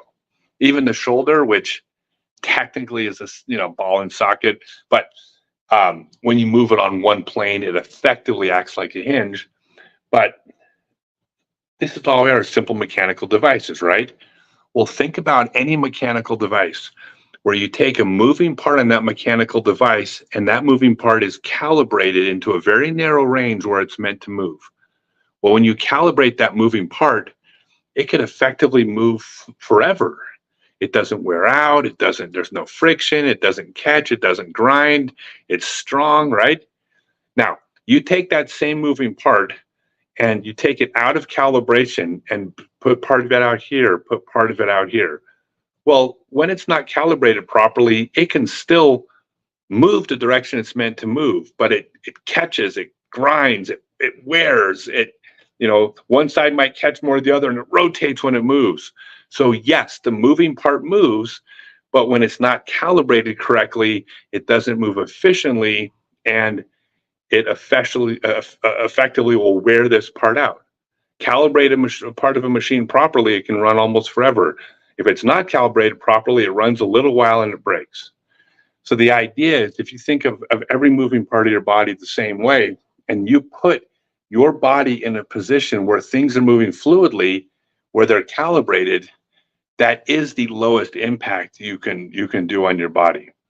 So when it comes to the wrist, and by the way, when I teach my online class or my full day seminars, which you can read about at scottstokely.net, when I teach these classes, it is about finding how your individual body is calibrated to move. And I got to add one piece. I am not saying you get to throw any way you want to. The worst advice in disc golf is just figure out what works for you and do that. It's like, no, there's a right way to throw. There's rules to follow. Like, you got to do things a certain way.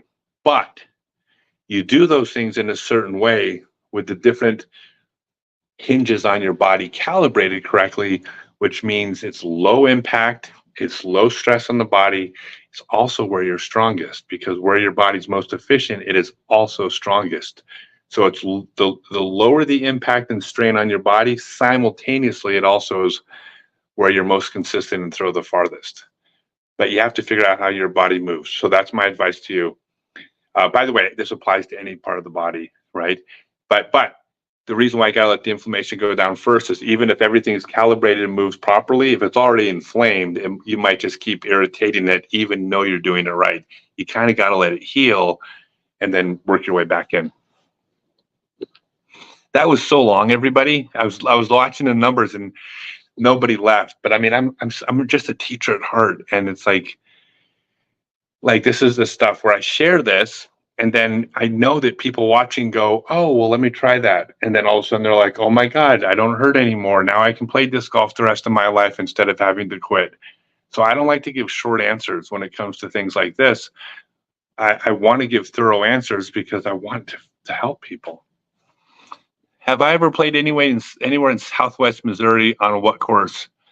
Not really. I really have only played the Kansas City courses. I mean, I've been to Joplin, but I haven't. Branson. I played a couple holes in Branson. Is that Southwest Missouri? Yeah. By the way, if you guys haven't been to Branson, Missouri, it's the greatest city in America. It is. I would have to say. Wouldn't you say it's the greatest city in America? It's highly entertaining. Oh, it's the greatest city in America. No, I'm going to tell you all a story about Branson, Missouri. So we were driving from Denver to Nashville, and we had like 9 days, and we wanted to stop. We were going to spend. This is true story. Adriana, if I say anything that isn't true, just yell out liar. All right, I'm going to back me up on this. So, anyways, we're driving from Denver to Nashville, and I said I want to stop in Branson to see Branson, Missouri, for the afternoon. But we're only going to be there for the afternoon, and we go to downtown. By the way, if you've been to Branson, Missouri, you'll know this is true. So we go to downtown Branson, Missouri, and now you know how stores sometimes like they don't limit themselves to one product line or product category because you're trying to make more money, right? So you kind of branch off, and you sell golf discs and incense, right? So the very first store I saw had two products. It had Bible memorabilia and concealed carry purses. The store next door, Bible memorabilia, concealed carry purses. And the store next door to it, Bible memorabilia and concealed carry purses. And I looked at Adriana, I said, book us a room for a week, right? Mm-hmm. And I'm like, we need to spend some time in this town. By the way, if you've been to Branson, Missouri, I'm not making this up. Like, that's all they sold all downtown. It's Bible memorabilia and purses to put handguns in. That's it. That's their industry. And we had the best time.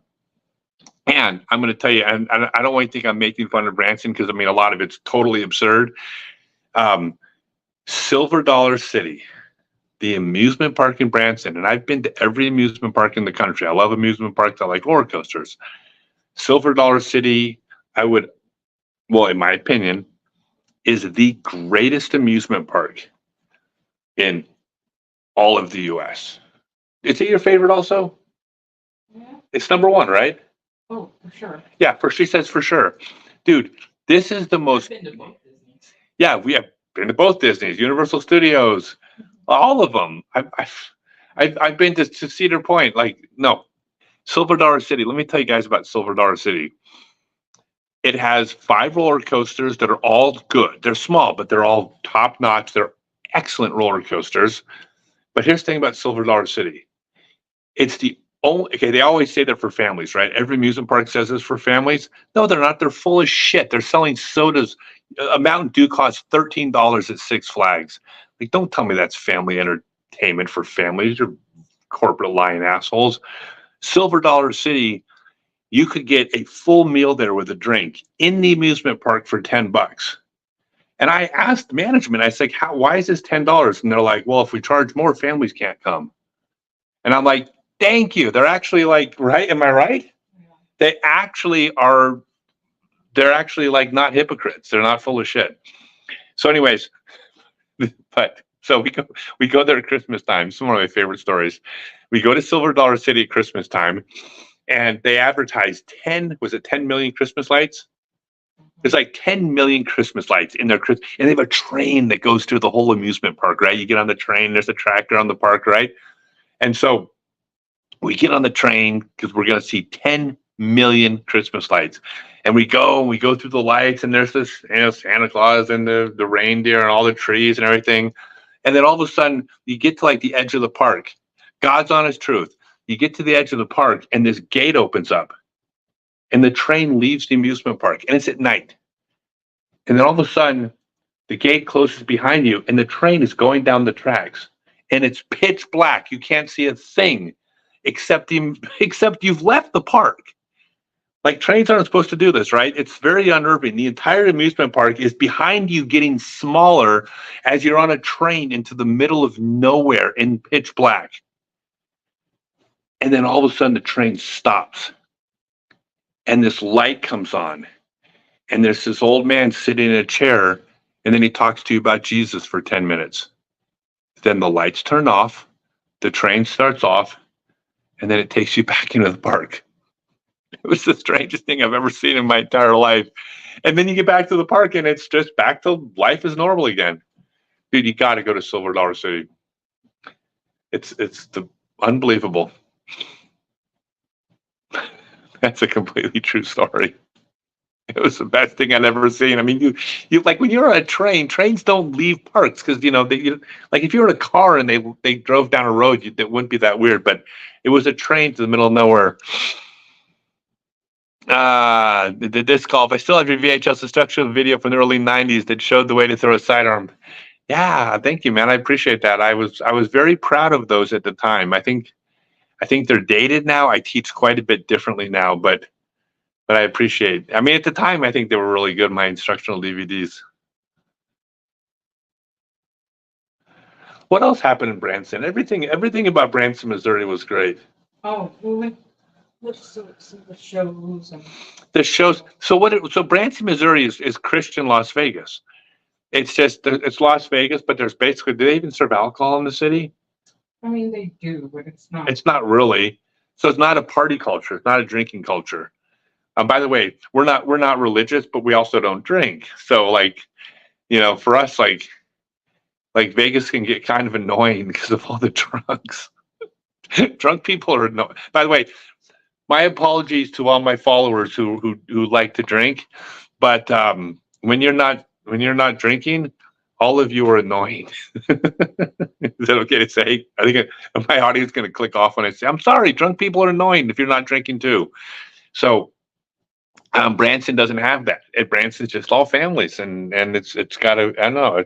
Like I said, I'm not even like a little bit religious, and we thought Branson was. We loved it. It's fantastic. Am I going to be the oldest to win Worlds this year? Yes, I am. John, what's up, John? That's one of my favorite players. John, I didn't know you were even you haven't been playing recently. I've been following you on Facebook and you haven't been playing. You took up another activity. The reason I was asking is because I wanted to talk to you about, if you were playing, I was going to talk to you about some kind of sponsorship.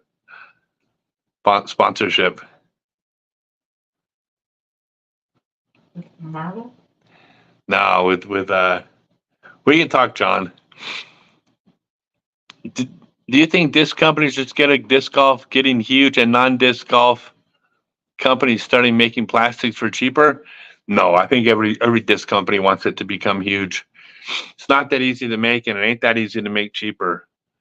I mean, so here's the thing. The reason, I mean, I'm not saying bigger companies can't do things to scale, but you're not going to get much bigger. We have a sport of 15 million players. If Innova has 30% of the market, then they're servicing, 5 million people.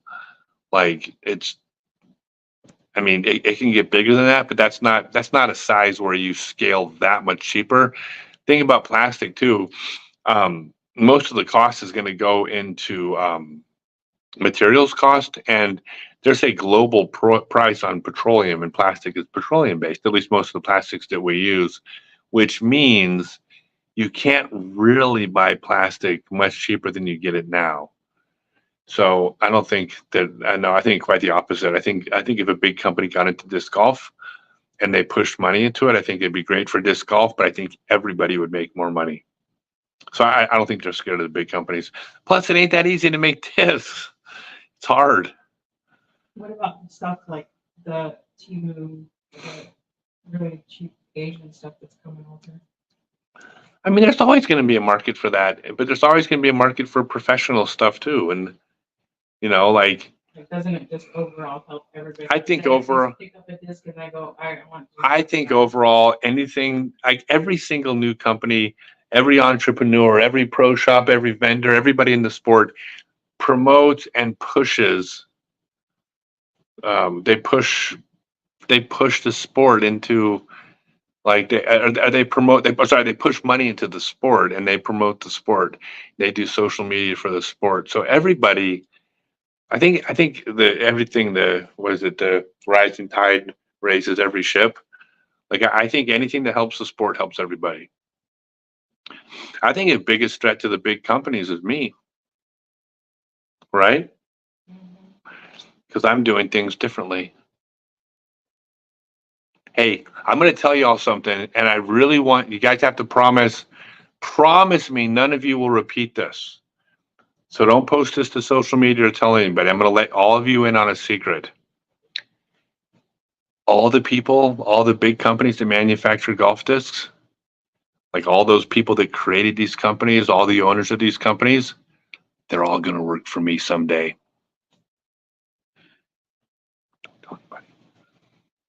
Scott, I really hope that you will be a regular with Brody Smith on Tour Life Weekly podcast. Uli is a good partner with Brody, but you would add so much more to the show.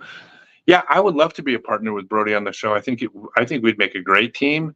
I think Yuli is. I love Yuli. I love everybody. Yuli. I mean, Paul Ubari is my friend, but he's also about to have a kid, and he's going to have, his priorities are going to obviously have to be realigned because that's the way it works.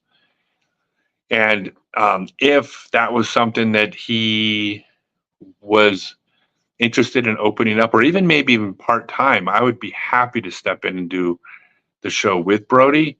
The thing about Brody and I that I think could be really effective is that, like, Brody and I get along.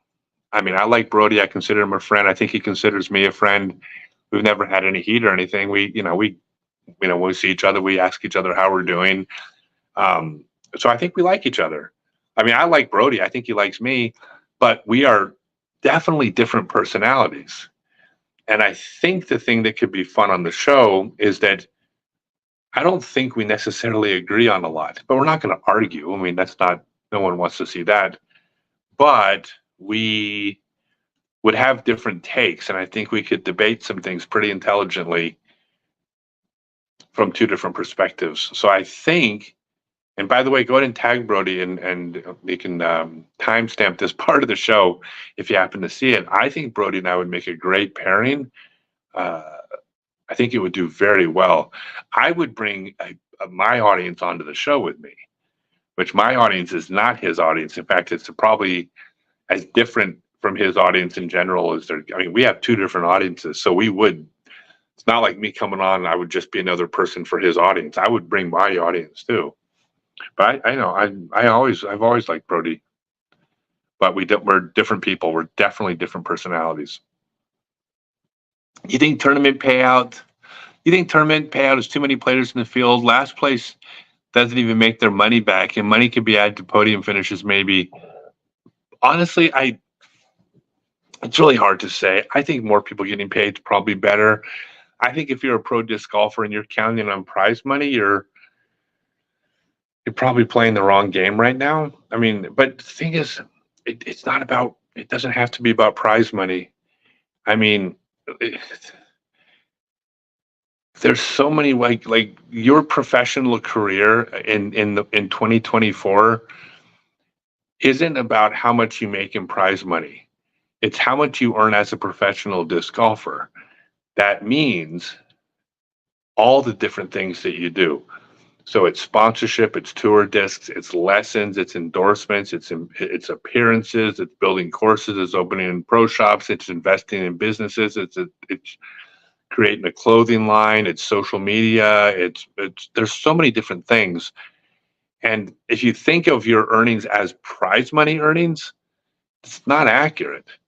I mean, I'm going to pick an extreme example, but there was 1 year where the highest paid athlete in the world was Michael Phelps. He made something like $125 million 1 year. And I don't believe he won $1 swimming, right? But to say he didn't earn $125 million as a swimmer would be wrong. He did. So the prize money I think it just needs to be viewed differently. I think people need to view prize money as one of your sources of income. And hey, every once in a while, it rains, right? Every once in a while you win a few grand or something like that, but that's still not that much money when you're looking at expenses of traveling.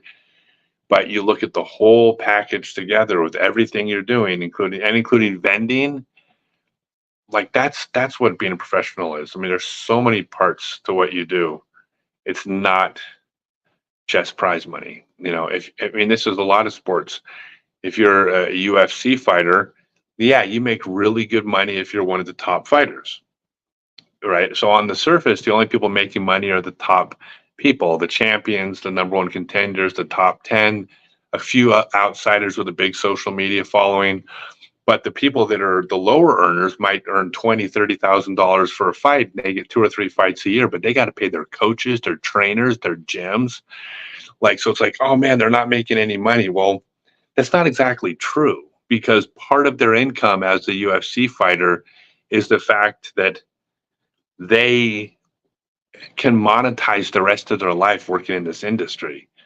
You know, when they open up a gym that is an MMA gym run by a former UFC fighter with a record of 4-3, like in the UFC, like they're going to have a successful business because of that, of their time in the UFC. So their career as a professional fighter, it has to include that as part of what they earn.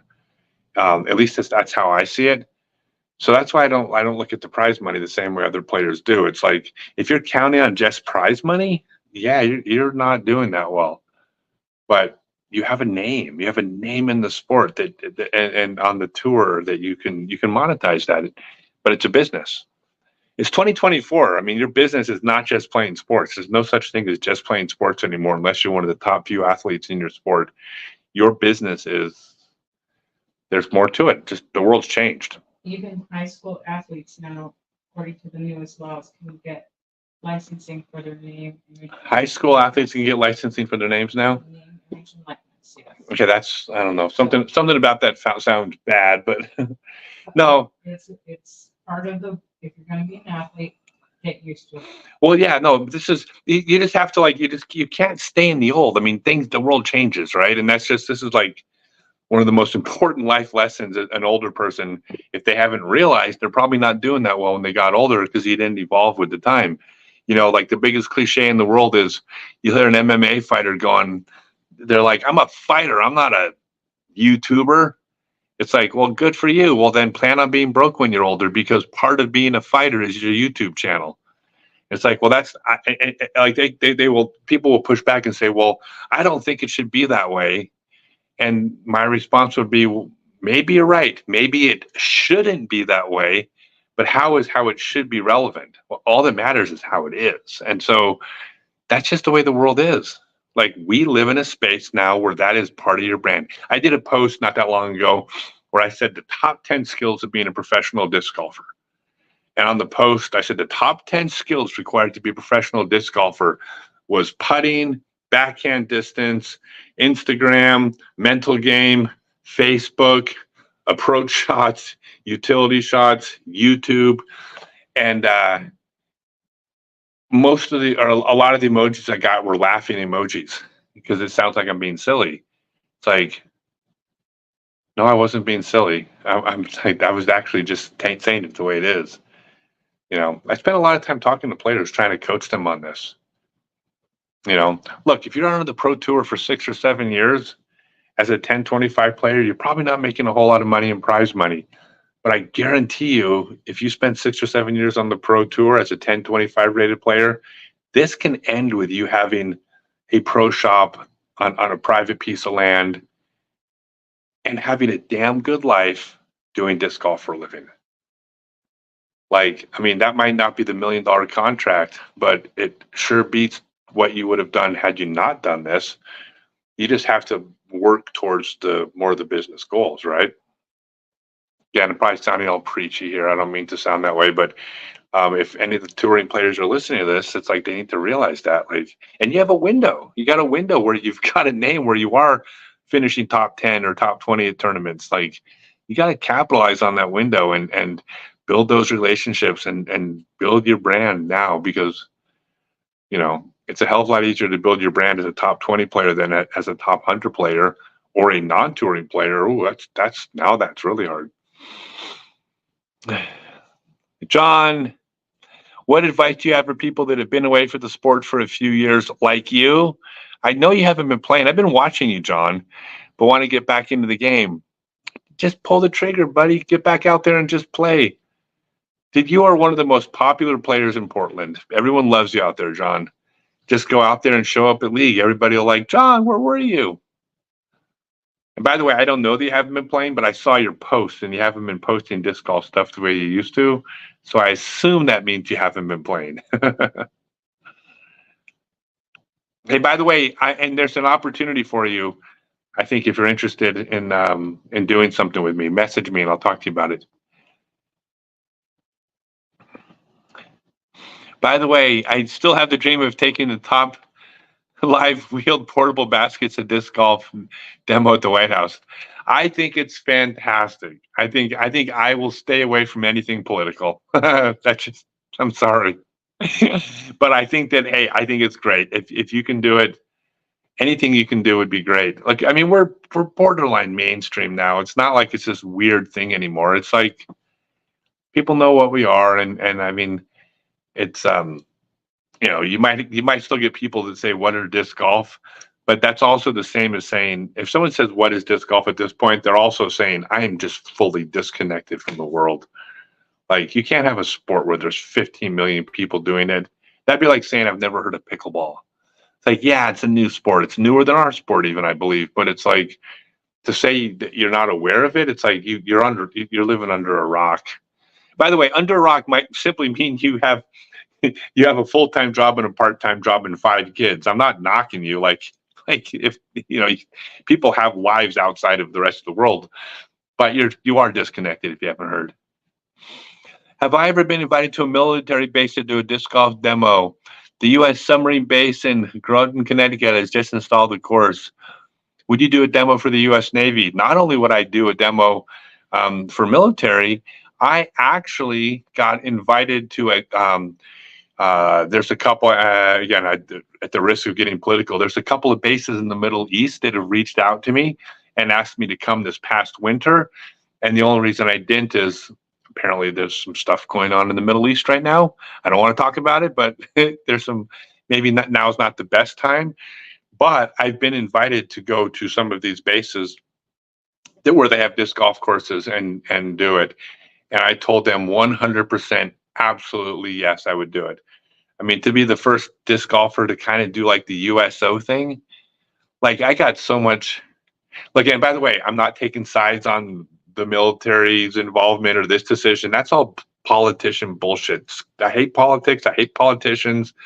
I think it's ignorant to say any of us understand the world enough to know if these are even good or bad decisions, right? So I stay out of that.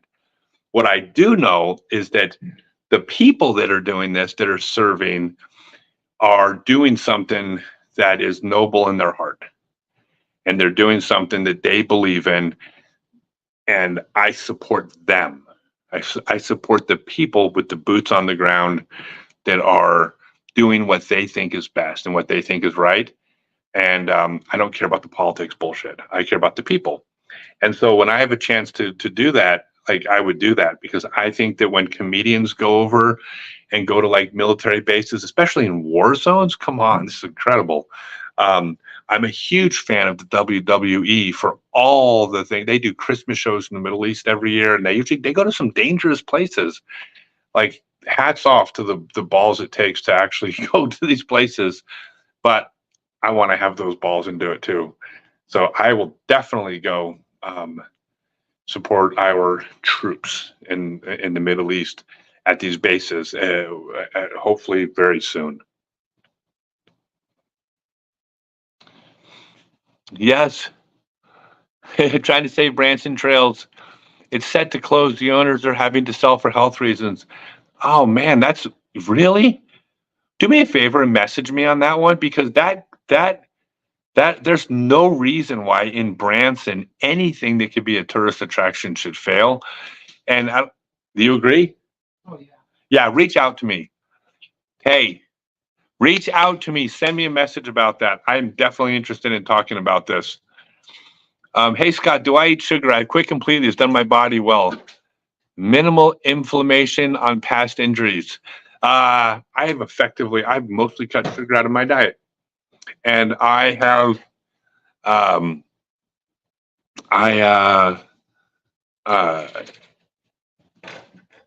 basically, I didn't cut sugar out of my diet completely because I would find it impossible to, call a barbecue restaurant and say, is there sugar in the sauce? Or ask the waitress to go ask if there's sugar in that salad dressing. So I don't go so far as that. What I've cut out is sweet sugar, no sodas, cake, candy, etc. And I think it's been great for me. But I will eat ice cream a few days a week because I refuse to live in a world without ice cream. But I actually, I feel like such an idiot when I do this. I'm the guy that goes to the ice cream place and I go, "Can I have one scoop, please?" And they put like one scoop in a thing. And then they'll be like, "It's only 25 cents more for a second scoop." And I'll be like, "No, thank you. One scoop's plenty." So I do keep it down to a minimum. But yeah, no, I agree. I think sugar is poison. And I think, and this is going to piss off all the naturalist people out there, and I don't want to piss off anybody, but I think I think that it's nearly impossible to make the case that artificial sugar is actually worse for you than actual real sugar. Like the artificial, look, don't get mad at me, but I've done my research, and the vast majority of artificial sweeteners, they're not that bad for you. They at a certain dose level they are, but some of these doses that they like give to rats would be like me drinking like 200 diet sodas or something like that. Like the amount that actually causes these problems is such a high amount. I'm not saying artificial sweeteners are good for you, but sugar is awful for you. Sugar is poison, obesity, diabetes. So maybe in a perfect world, you don't do artificial sweeteners or sugar. But in my opinion, again, I dropped out of school in the 10th grade. What the hell do I know?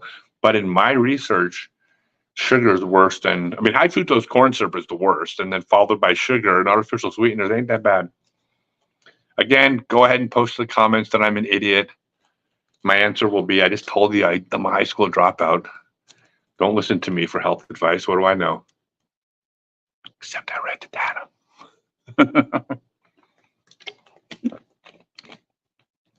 If I can recall, the 17th hole at Morley Field is a par 3. Do you recall a lady disc golfer named Amy Beckon used to play the course among? Yeah, I've known Amy forever. Yeah, it was Amy Beckon, and then she married Dave Schiller, so it was Amy Schiller for many years, and she, as of last year, is now Amy Beckon again. I think over in the last year. Instagram wants to know if you're going to go to Syracuse area. Instagram wants to know if I'm going to go to Syracuse area. I'm going to be in Buffalo and I'm going to be in Ithaca. So if you want to do a seminar, go to scottstokely.net and you can sign up in Ithaca or Buffalo, but not Syracuse. But it's not that far. Make a weekend of it. Where's Syracuse? Between Ithaca and Buffalo. Oh, yeah. Yeah. Close together. Yeah.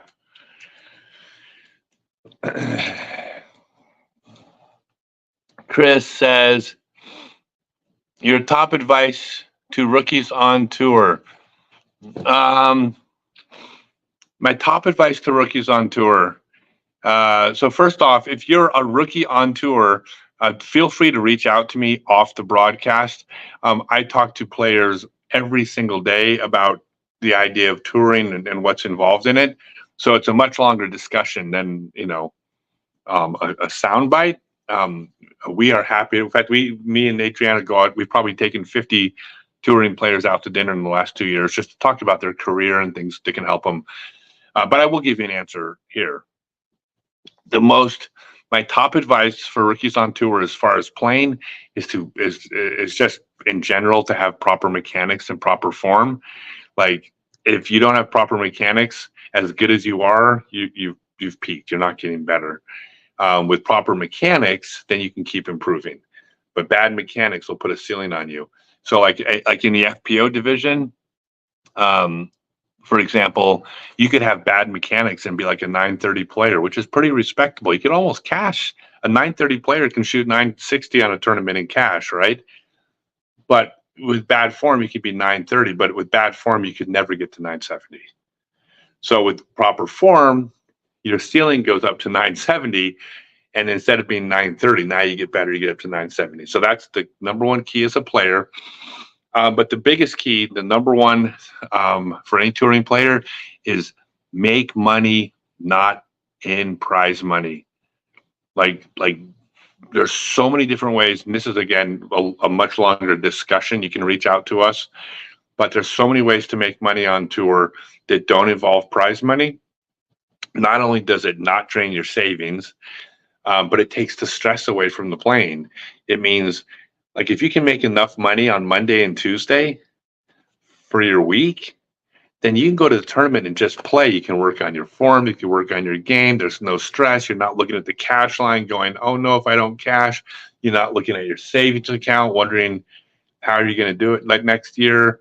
When you get injured, like, or if something's kind of sore, if you're making money, you can take a week off. If you're not making money, it's like, I can't take a week off. I need to cash this week. It sucks. And it's also hard to get, I mean, it's not, I'll say it's hard to get better that way, because there's something about burning your boats and then having the pressure of playing that also can push excellence out of you. But I think it's emotionally harder. There are so many different ways to make money on tour that you can be comfortable. Like, you could be completely comfortable financially without winning $1 of prize money. And then if you win prize money, it's like, oh, wow, that's free money. So yeah, monetize your trip outside of prize money, even outside of sponsorship. And if you do that, then it's a hell of a lot more fun. Well, it's more work, but it's the game's a lot more fun without the anxiety. Have I thought about designing and making baskets? You know, if our disc company, if Stokely discs and Ching discs get big enough, we almost kind of have to at some point, but we don't want to. There's no money in baskets. Like, you got to like manufacture them. You have to manufacture them overseas. You have to order containers full of them from Asia. And then it's like, there's no markup on them. You don't make any money on baskets. So I suppose at some point we will, but I also suspect it's the very last thing we do. I mean, the only thing baskets are really, honestly, what they're best for is they're advertising on a golf course.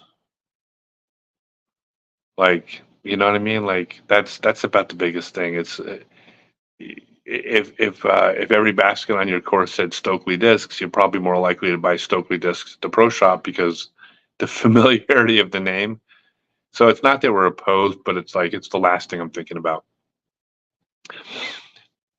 We will really know disc golf has made it as a recreational sport when we see 3 disc starter sets at department stores like Walmart, Target, also low-cost portable baskets. They're in Walmart. And I don't know about the baskets. Are there baskets at Walmart now? Have you seen them? Yeah. Yeah, there's baskets at Walmart. But the starter sets, I mean, I was just at the one of the factories, one of the major factories. It was actually at the Dynamic. I just, I'm friends, by the way, I'm friends with all the different disc companies. I'm friends with all the owners. And so when I'm in town, I go visit they're all my friends. So when I was at Dynamic, I was there working with Walmart, and a lot of it's about promoting the sport. But yeah, they have sets, but they had sets before them too. And by the way, my discs are, I haven't announced this yet, but there's a major sporting goods chain that is going to be carrying my discs as well. So yeah, they're out there. What's in your brain when you step up to putt? How do you practice this? Also, lie to me and tell me I'm the greatest putter ever. I promise to believe you if it's not true. Dude, not only are you the greatest putter ever, but you are so handsome, dude. In fact, I wasn't thinking about jumping that fence until I saw you, and then I was like, I'm considering it. That's how handsome you are and how good at putting you are. Wait, you didn't ask for the second part, did you? Hey, this isn't a cameo. Oh, this is not a cameo. Oh, never mind then. You're just a great putter. I'm not jumping the fence for you. Sorry. That costs $100. Yeah, that's right. You can. By the way, I'm the first disc golfer on Cameo. The site Cameo where you hire a professional celebrity. I'm the first disc golfer on Cameo, and I've actually done a ton of cameos on there. And Alex says, "Thank you. I've never felt prettier." You're welcome. Yeah, that's You made Bergner laugh too. Okay, good. Bergner laughs. Worth it. Yeah, worth it. Bergner's funny. So no, so what I think about when I step up to putt, I just think about mechanics. It's all just mechanics. I believe everything in the game is mechanics, mechanics, mechanics, mechanics. So it's with good mechanics, the disc kind of usually goes in. With bad mechanics, it doesn't. No matter how nervous you are, if your mechanics are good, the disc kind of goes where you're aiming because mechanically, you're just a mechanical device that goes brum, brum, and then it kind of goes where you're aiming. Can you customize the sound effects like on Android? Can I customize sound effects? Possibly. I don't know if you're an Android. Let's see. Let's see. Can you give a tip on developing follow through without losing the form hit and snap at the release point? Okay, so here's the thing. I don't teach follow through because follow through isn't something you do. Follow through is a byproduct of the throw. Follow through is you threw the disc correctly, but because you had forward momentum on pulling the disc, which obviously meant that your body was rotating, when the disc leaves your hand, you don't just instantly stop. Your motion continues past that point, but it isn't something you do. So here's the thing. This is the short 50-cent version of part of the core idea of the Stokely disc golf method, which, by the way, seminars and online class, it's gotstokely.net. And get on the mailing list. I'm going to be announcing 20 more full-day seminars soon. They cap at 6 players, which means if you want to get in before they sell out, because they always sell out, get on the mailing list, scottstokely.net. We'll notify you when they're live. Then you can sign up before they fill. So the idea is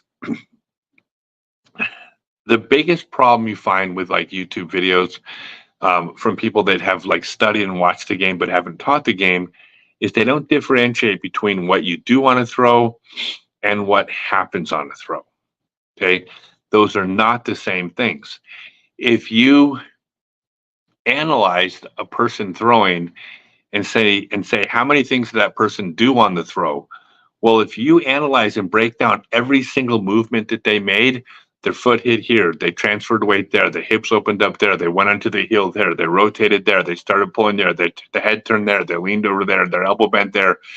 Like you would come up with maybe minimum of 30 different things that it appears that they did on the throw.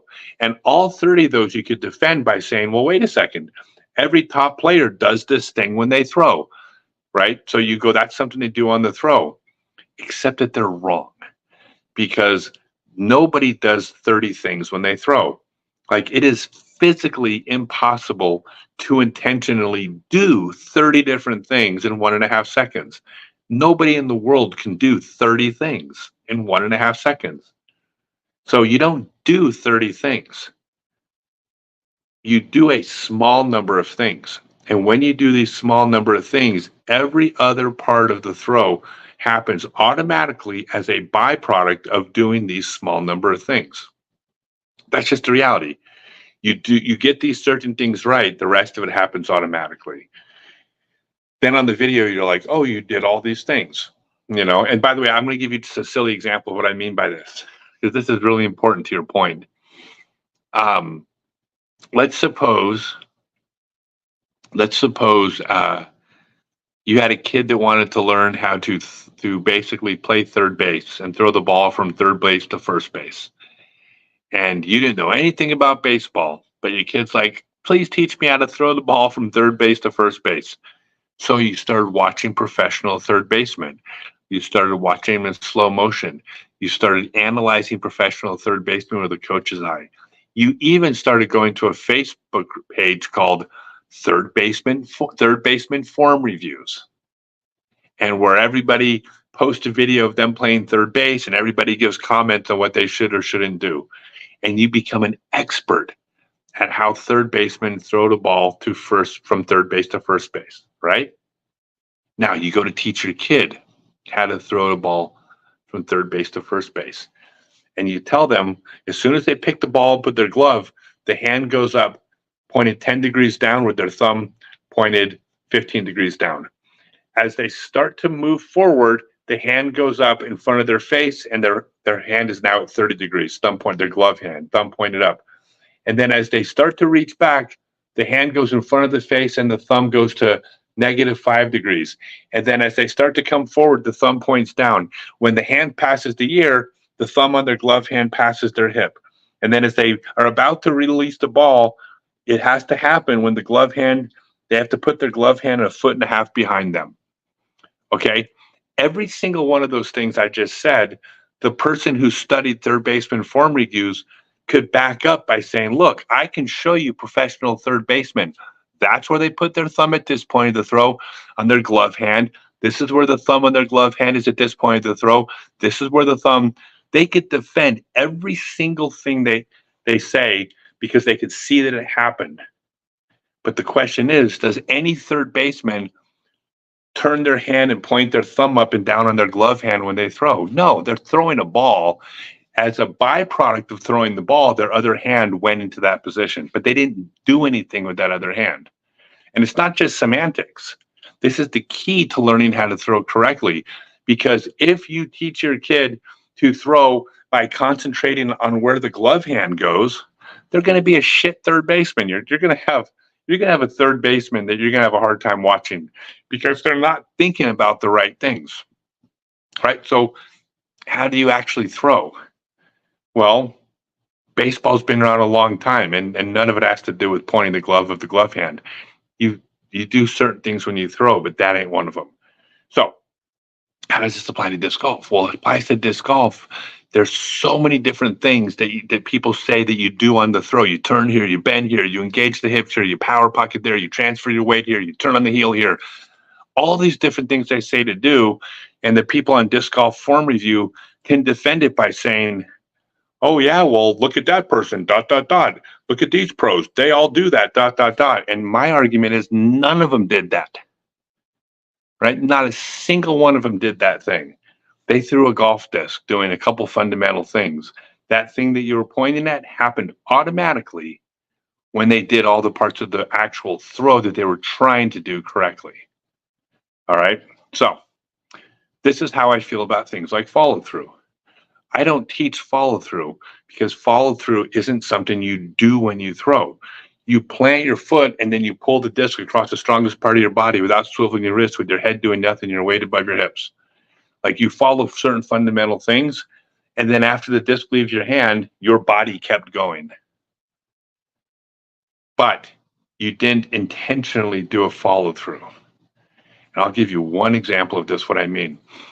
Sometimes you'll see a professional baseball game where you could see an outfielder catch the ball and they got to throw the ball to home plate so hard they could throw the ball and literally somersault after they've thrown the ball because they've put so much effort into the throw that their body's momentum just keeps tumbling them forward. They don't teach you the somersault technique when they're teaching you how to throw a baseball. Because you didn't do the somersault. The somersault was the result of throwing the ball hard. So that's how I feel about it. Okay, really long answer, but I don't give short answers. Like giving short answers is, to me, if I give short answers, it's totally disingenuous. And why would you believe me if I just say yes or no? Instead, I like to explain the philosophy behind it. So when you're listening, you go, oh, I can see why that's right. And it answers other questions that aren't asked that might come up later because you realize, well, oh, is that one of those things? Is that one of those things that you do on a throw, or does it happen on a throw? And then when you go, oh, that just kind of happens on a throw, then you stop trying to do it. Now you're getting closer to doing the right thing. Long answer, right? But I didn't lose anybody. I didn't see many people leave. Hi, Scott. I have a spinal fusion. Do I think disc golf will hurt my back if I play it regularly? I can't answer that. So I can tell you when it comes to things like this, I can only speak anecdotally. So I cannot tell you anything about your back. What I can tell you is what I've observed. And what I've observed is players that have had spinal fusion can play the game and throw backhands without it hurting them. They can also throw sidearms without hurting their back because sidearm doesn't really use the back as much. Backhand uses the back more. But with proper form, my experience is players can play without pain or without increased pain. You should be able to with proper form. That doesn't mean that's you. I mean, especially with backs, everybody's different. And, you talk to your doctor and your physical therapist about it. But I don't, as a general rule, that shouldn't limit you. Like the only thing that it should limit you is technically if your spine is fused, you can't rotate quite as far. So ultimately, if you have spinal fusion, I suspect it would take some percentage of distance away from you. But if you were capable of throwing 430 feet without the spinal fusion or the injury, but you could still throw 500, or if you could throw 430 feet without the spinal fusion, but now you can throw 418 instead of 430. Well, yeah, technically you lost distance, but that doesn't mean you can't play the game successfully. I don't think it does. I think you should be fine, but it's a medical question.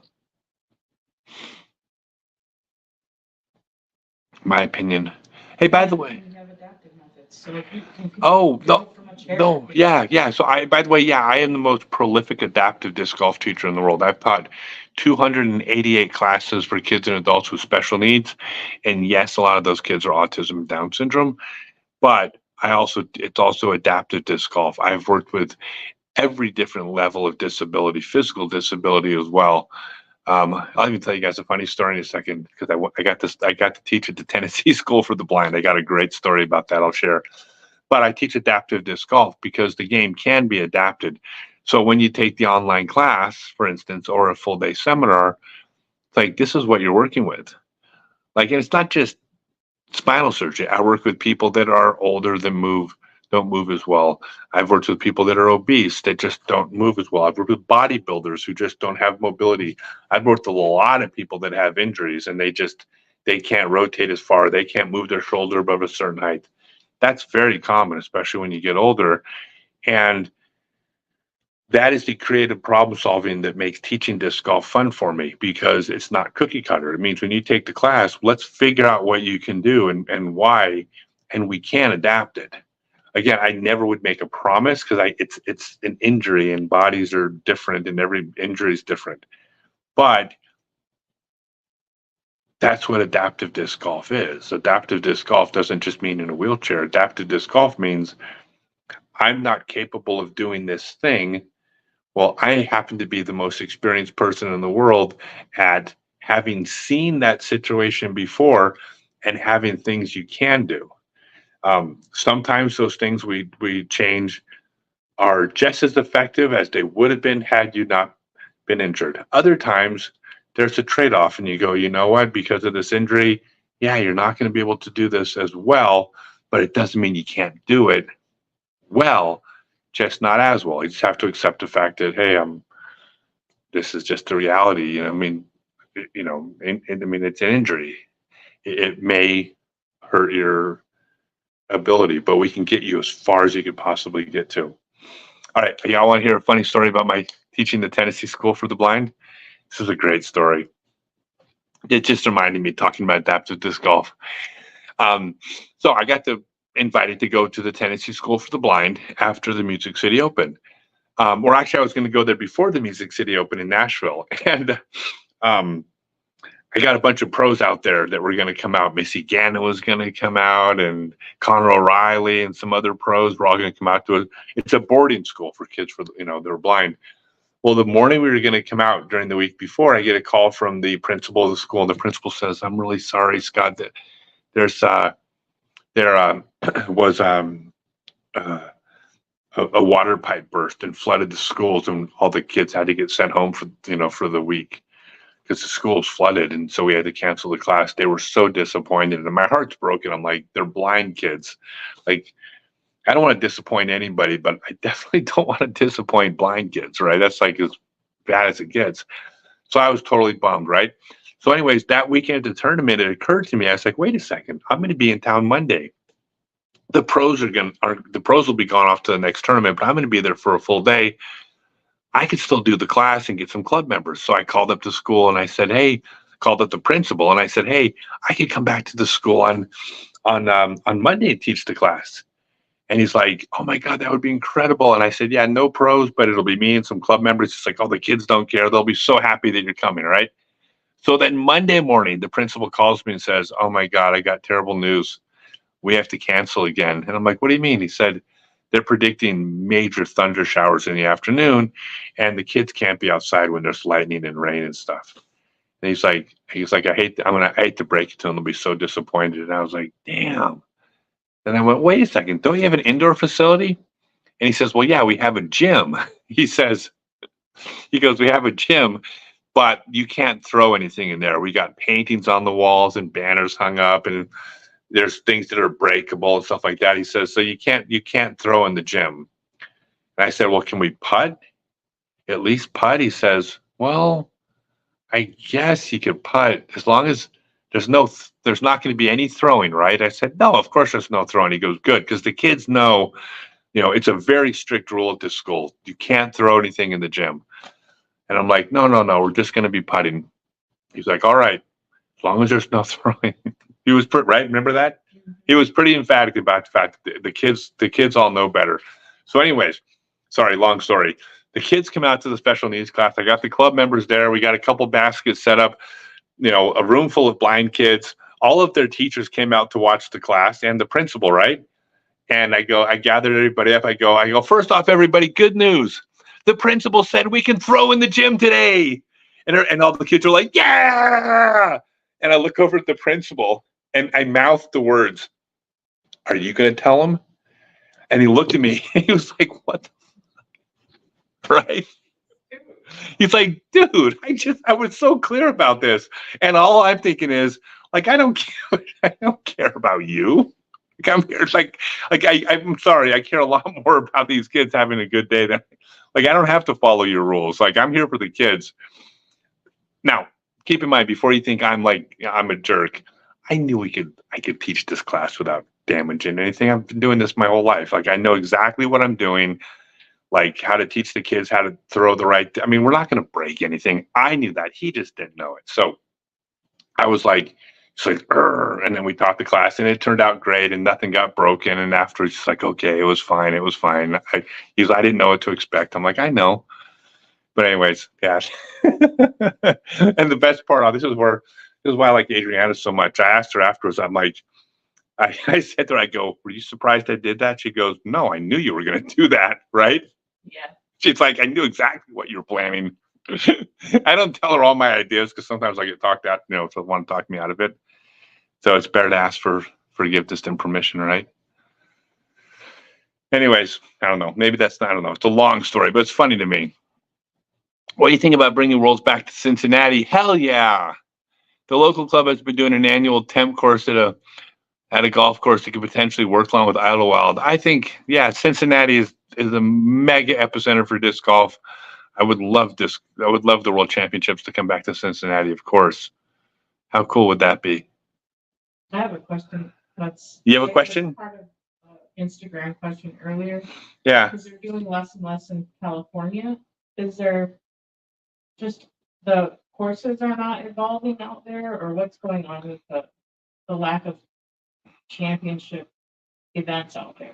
Yeah, I don't know. I mean, California is not really an epicenter for Not that it used to. Massive competitive disc golf play anymore. I mean, it's just not it's an epicenter. It's an epicenter for population center. It's right next to Hollywood, as screwy as Hollywood is these days.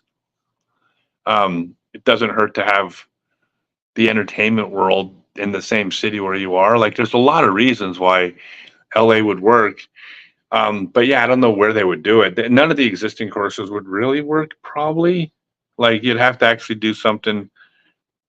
It might be difficult to find a location. You could probably find a location, but then you go back to logistics. You need a club, you need parking, you need the infrastructure, you need so many working parts, and there are just so many good destinations around the country that have everything in place that they're having to turn down great locations. So trying to force one probably doesn't make sense when there's all these great places that have everything in place already.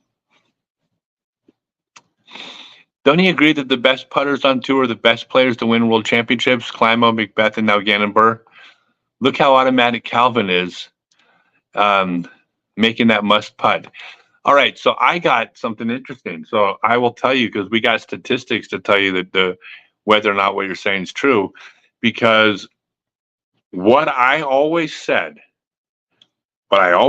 was the number one most important stat in disc golf was circle one putting. I said, you got to be able to make your putts inside the circle. It's not about long putts. It's not about driving far. I mean, well, all these things matter, but I always told everybody that you've got to make your putts inside the circle. That's it, period. And when the first time when they first started coming out with stats, this is like 8 or 9 years ago, the top 3 circle one putters in the world were Macbeth, Wysocki, and Eagle McMahon. They were the top 3 players in the world also. So I said, perfect. That's even evidence that I was right, that the number one most important stat was circle one putting. Now, UDisc has come out for a while. And when UDisc came out, they started having stats.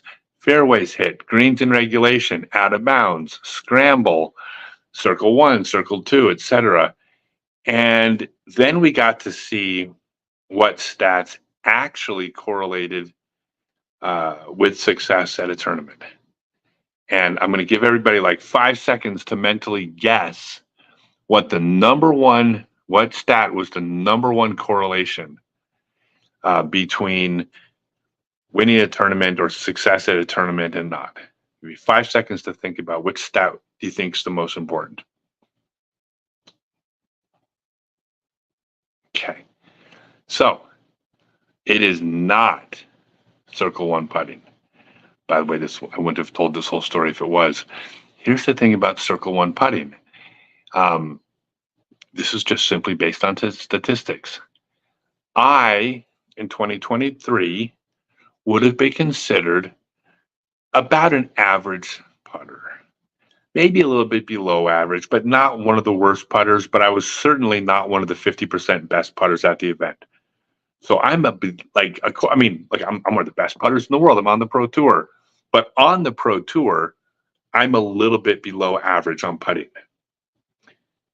The best putter, the number one putter in the world, only gains a stroke on me, circle one putting, every 20 putts.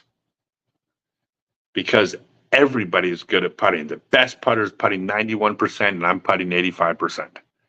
So every 20 putts, I lose. They gain 1 stroke on me by being better at me at circle one putting. But not only that, if you take away bullseye hits and you take away circle two putts made, basically that means I'm only losing 1 stroke every 35 to 40 holes from the top putter in the world, and I'm below average. So in other words, the difference between me and that's almost nothing. That's 1.5 to 2 strokes a tournament between me and the top putter in the world. Circle 1X putting is not that relevant of a stat because everybody is really, really, really, really good. The number one stat is greens in regulation. How often do you throw it in the circle versus how often you don't? Because here's the thing. If I am the best putter in the world and someone else is not that good at putting, like if they have 10 greens in regulation and they only make 7 of those putts, 70% circle one putters, terrible putting stat. Well, if I only throw it in the green 6 times that round, even if I'm 100% putting, which I won't be, I still can't make up those strokes. There's nothing I can do on the putting green to make up the strokes. So if somebody lands with everybody's putting stats being so close, if you're landing on the green 3 times around more than me, there's virtually nothing I can do putting to catch you. That is an insurmountable lead by the end of the tournament. Whoever throws it on the green the most is the best putter. Now, to that point, then I heard that, and I'm, well, okay, I can't argue with that's reality. That's directly from Statmando. But then I realized something about the stats that I didn't understand before until I looked at the stats from that perspective. So I looked at that. I said, okay, so the difference between me and Gannon Burr, circle one, is very little. It's a stroke every 25 rounds. It's nothing. We're so close. Circle one. Yet with circle two, he's like 40% and I'm like 20%. Okay, that doesn't make sense. Like he's twice as good at me at circle two putting, yet he's only 5% better than me in circle one. Why would there be such a difference between how much better at circle one and circle two? That makes no sense. Then I realized what it was. Circle two putting is a wide range of putts. So yes, Gannon Burr is better at putting than me in circle two. If we're both 40 feet away, he will make more putts than me on average. Gannon Burr is a better disc golfer than me. However, the biggest difference in the putts is he has a lot of 35-foot putts when I'm 45 feet. He is better at greens in regulation than me by a fair amount, but that also means when he misses the green, he's missing them by a shorter distance than me. So he has his circle two putts on average are going to be much shorter than mine because a 36-foot putt is not much different than a 32-foot putt. So that's why he's making twice as many as me. I'm 45 feet. He's 35 feet. Well, now that explains the 20% to 40%. So even our difference in putting stats in circle two come down to how well he throws his disc, how much more accurately he throws his disc than me when he's in a range of being able to get to the target. It comes down to just how well you throw your disc. And so, yeah, every other stat every stat's relevant, but greens in regulation by far is the most important stat. Scott, will I have a Berg, Armadillo, glitch type disc in your lineup? What's the priority on that type of disc? So when you say glitch, okay, so it's not a non-bevel disc, but if you've ever thrown the Juju from Ching discs, go look videos of me throwing the Juju. I got a number of them. I'm throwing it at Pro Tour events. I threw the Juju 4 times in mixed doubles at mixed doubles, Pro Worlds mixed doubles. All 4 times I put it in the circle. Not in the circle, in the bullseye. It's on an approach shot. Like that disc is money. It flies like a glitch, except it's bigger and heavier, so it's easier to control than a glitch. It's not a specifically non-beveled disc. I will come out with those discs, but they're going to be down the road a little bit. For now, I got the Berg. I still love the Berg. So, Casey Wide Open back on the tour. May I caddy for you next year? So first off, super happy about the Wide Open being on tour. The course is unbelievably fantastic. I had a great time out there. It kicked my ass. But if I play it next year, it won't kick my ass next year. But as far as caddying, I'm going to leave that one up in the air. I kind of got a caddy who travels with me, and I'll be honest, between you and me, you might not be interested in some of the duties required of my caddy. Like massage? Yeah, that's the least of his concerns.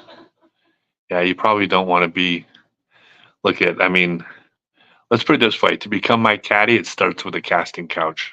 Is that a fair statement? Accurate. Yeah. All right, last comment. Last comment, then it's time for sleep. The disc golf. Thanks for doing this Q&A session. How often can us recreational golfers ask a pro and legend like yourself these questions? God bless you, and disc golf will be in the LA Olympics. God bless you, and disc golf being the the funny thing is, I thought about getting dual residency to some place like the Republic of Chad if disc golf ever got in the Olympics, because I probably won't qualify for the American team in all fairness. And I thought, if I could, if disc golf could be in the Olympics, I want to participate. Oh my God, we've been here 4 hours. Holy crap! If disc golf was going to be in the Olympics, then of course I want to participate. And if I have to hold the flag for the Republic of Chad, then if that's what it takes to get in the Olympics, I would seriously think about doing it. I mean, it would be cool, but I might get a lot of my southern audience might disown me if I came in with another flag. So I might not do it. It might not be good for disc sales, but maybe. John Putney, what's my thoughts on the Deadpool Wolverine movie? I'm in a camp that's absolutely completely given up on pretty much everything Disney's done. I think it's an affront to everything good in the world, except for probably Deadpool. I'm sure Deadpool's good because it's Deadpool. So I have not seen Deadpool and Wolverine, and I bet it's really, really good. And I'll watch it even though I'm not a big fan of Disney at the moment. But I'll probably watch Deadpool. I'm sure it's going to be great. All right, everybody. Hope you had a great night. Hope you had fun. I'm going to kick ass. Worlds does not start tomorrow. It starts the next day. I got one more practice day. And I'm exhausted. I can't believe we were here for 4 hours. Chatting with y'all for 4 hours. Ridiculous. All right. So thank you, and wish me luck this week. And I'm gonna try my best to shock the world. Are you gonna do another one of these during the? Yeah, I'll do one during the week too. I'll check in with everybody, see how it's going. Okay. All right. Remember, go to scottstokely.net to either sign up for my online disc golf class. Wait, hold on. Quick plug. scottstokely.net, sign up for my online class, sign up for one of my upcoming disc golf full day seminars, or to get on the mailing list because I'm announcing 20 more seminars coming up. You can go to stokelydiscs.com to purchase Stokely discs or Ching discs. More important though, always check with your local pro shop, vendor, or club first. If they carry it, don't buy directly from me. Always shop local first if you can.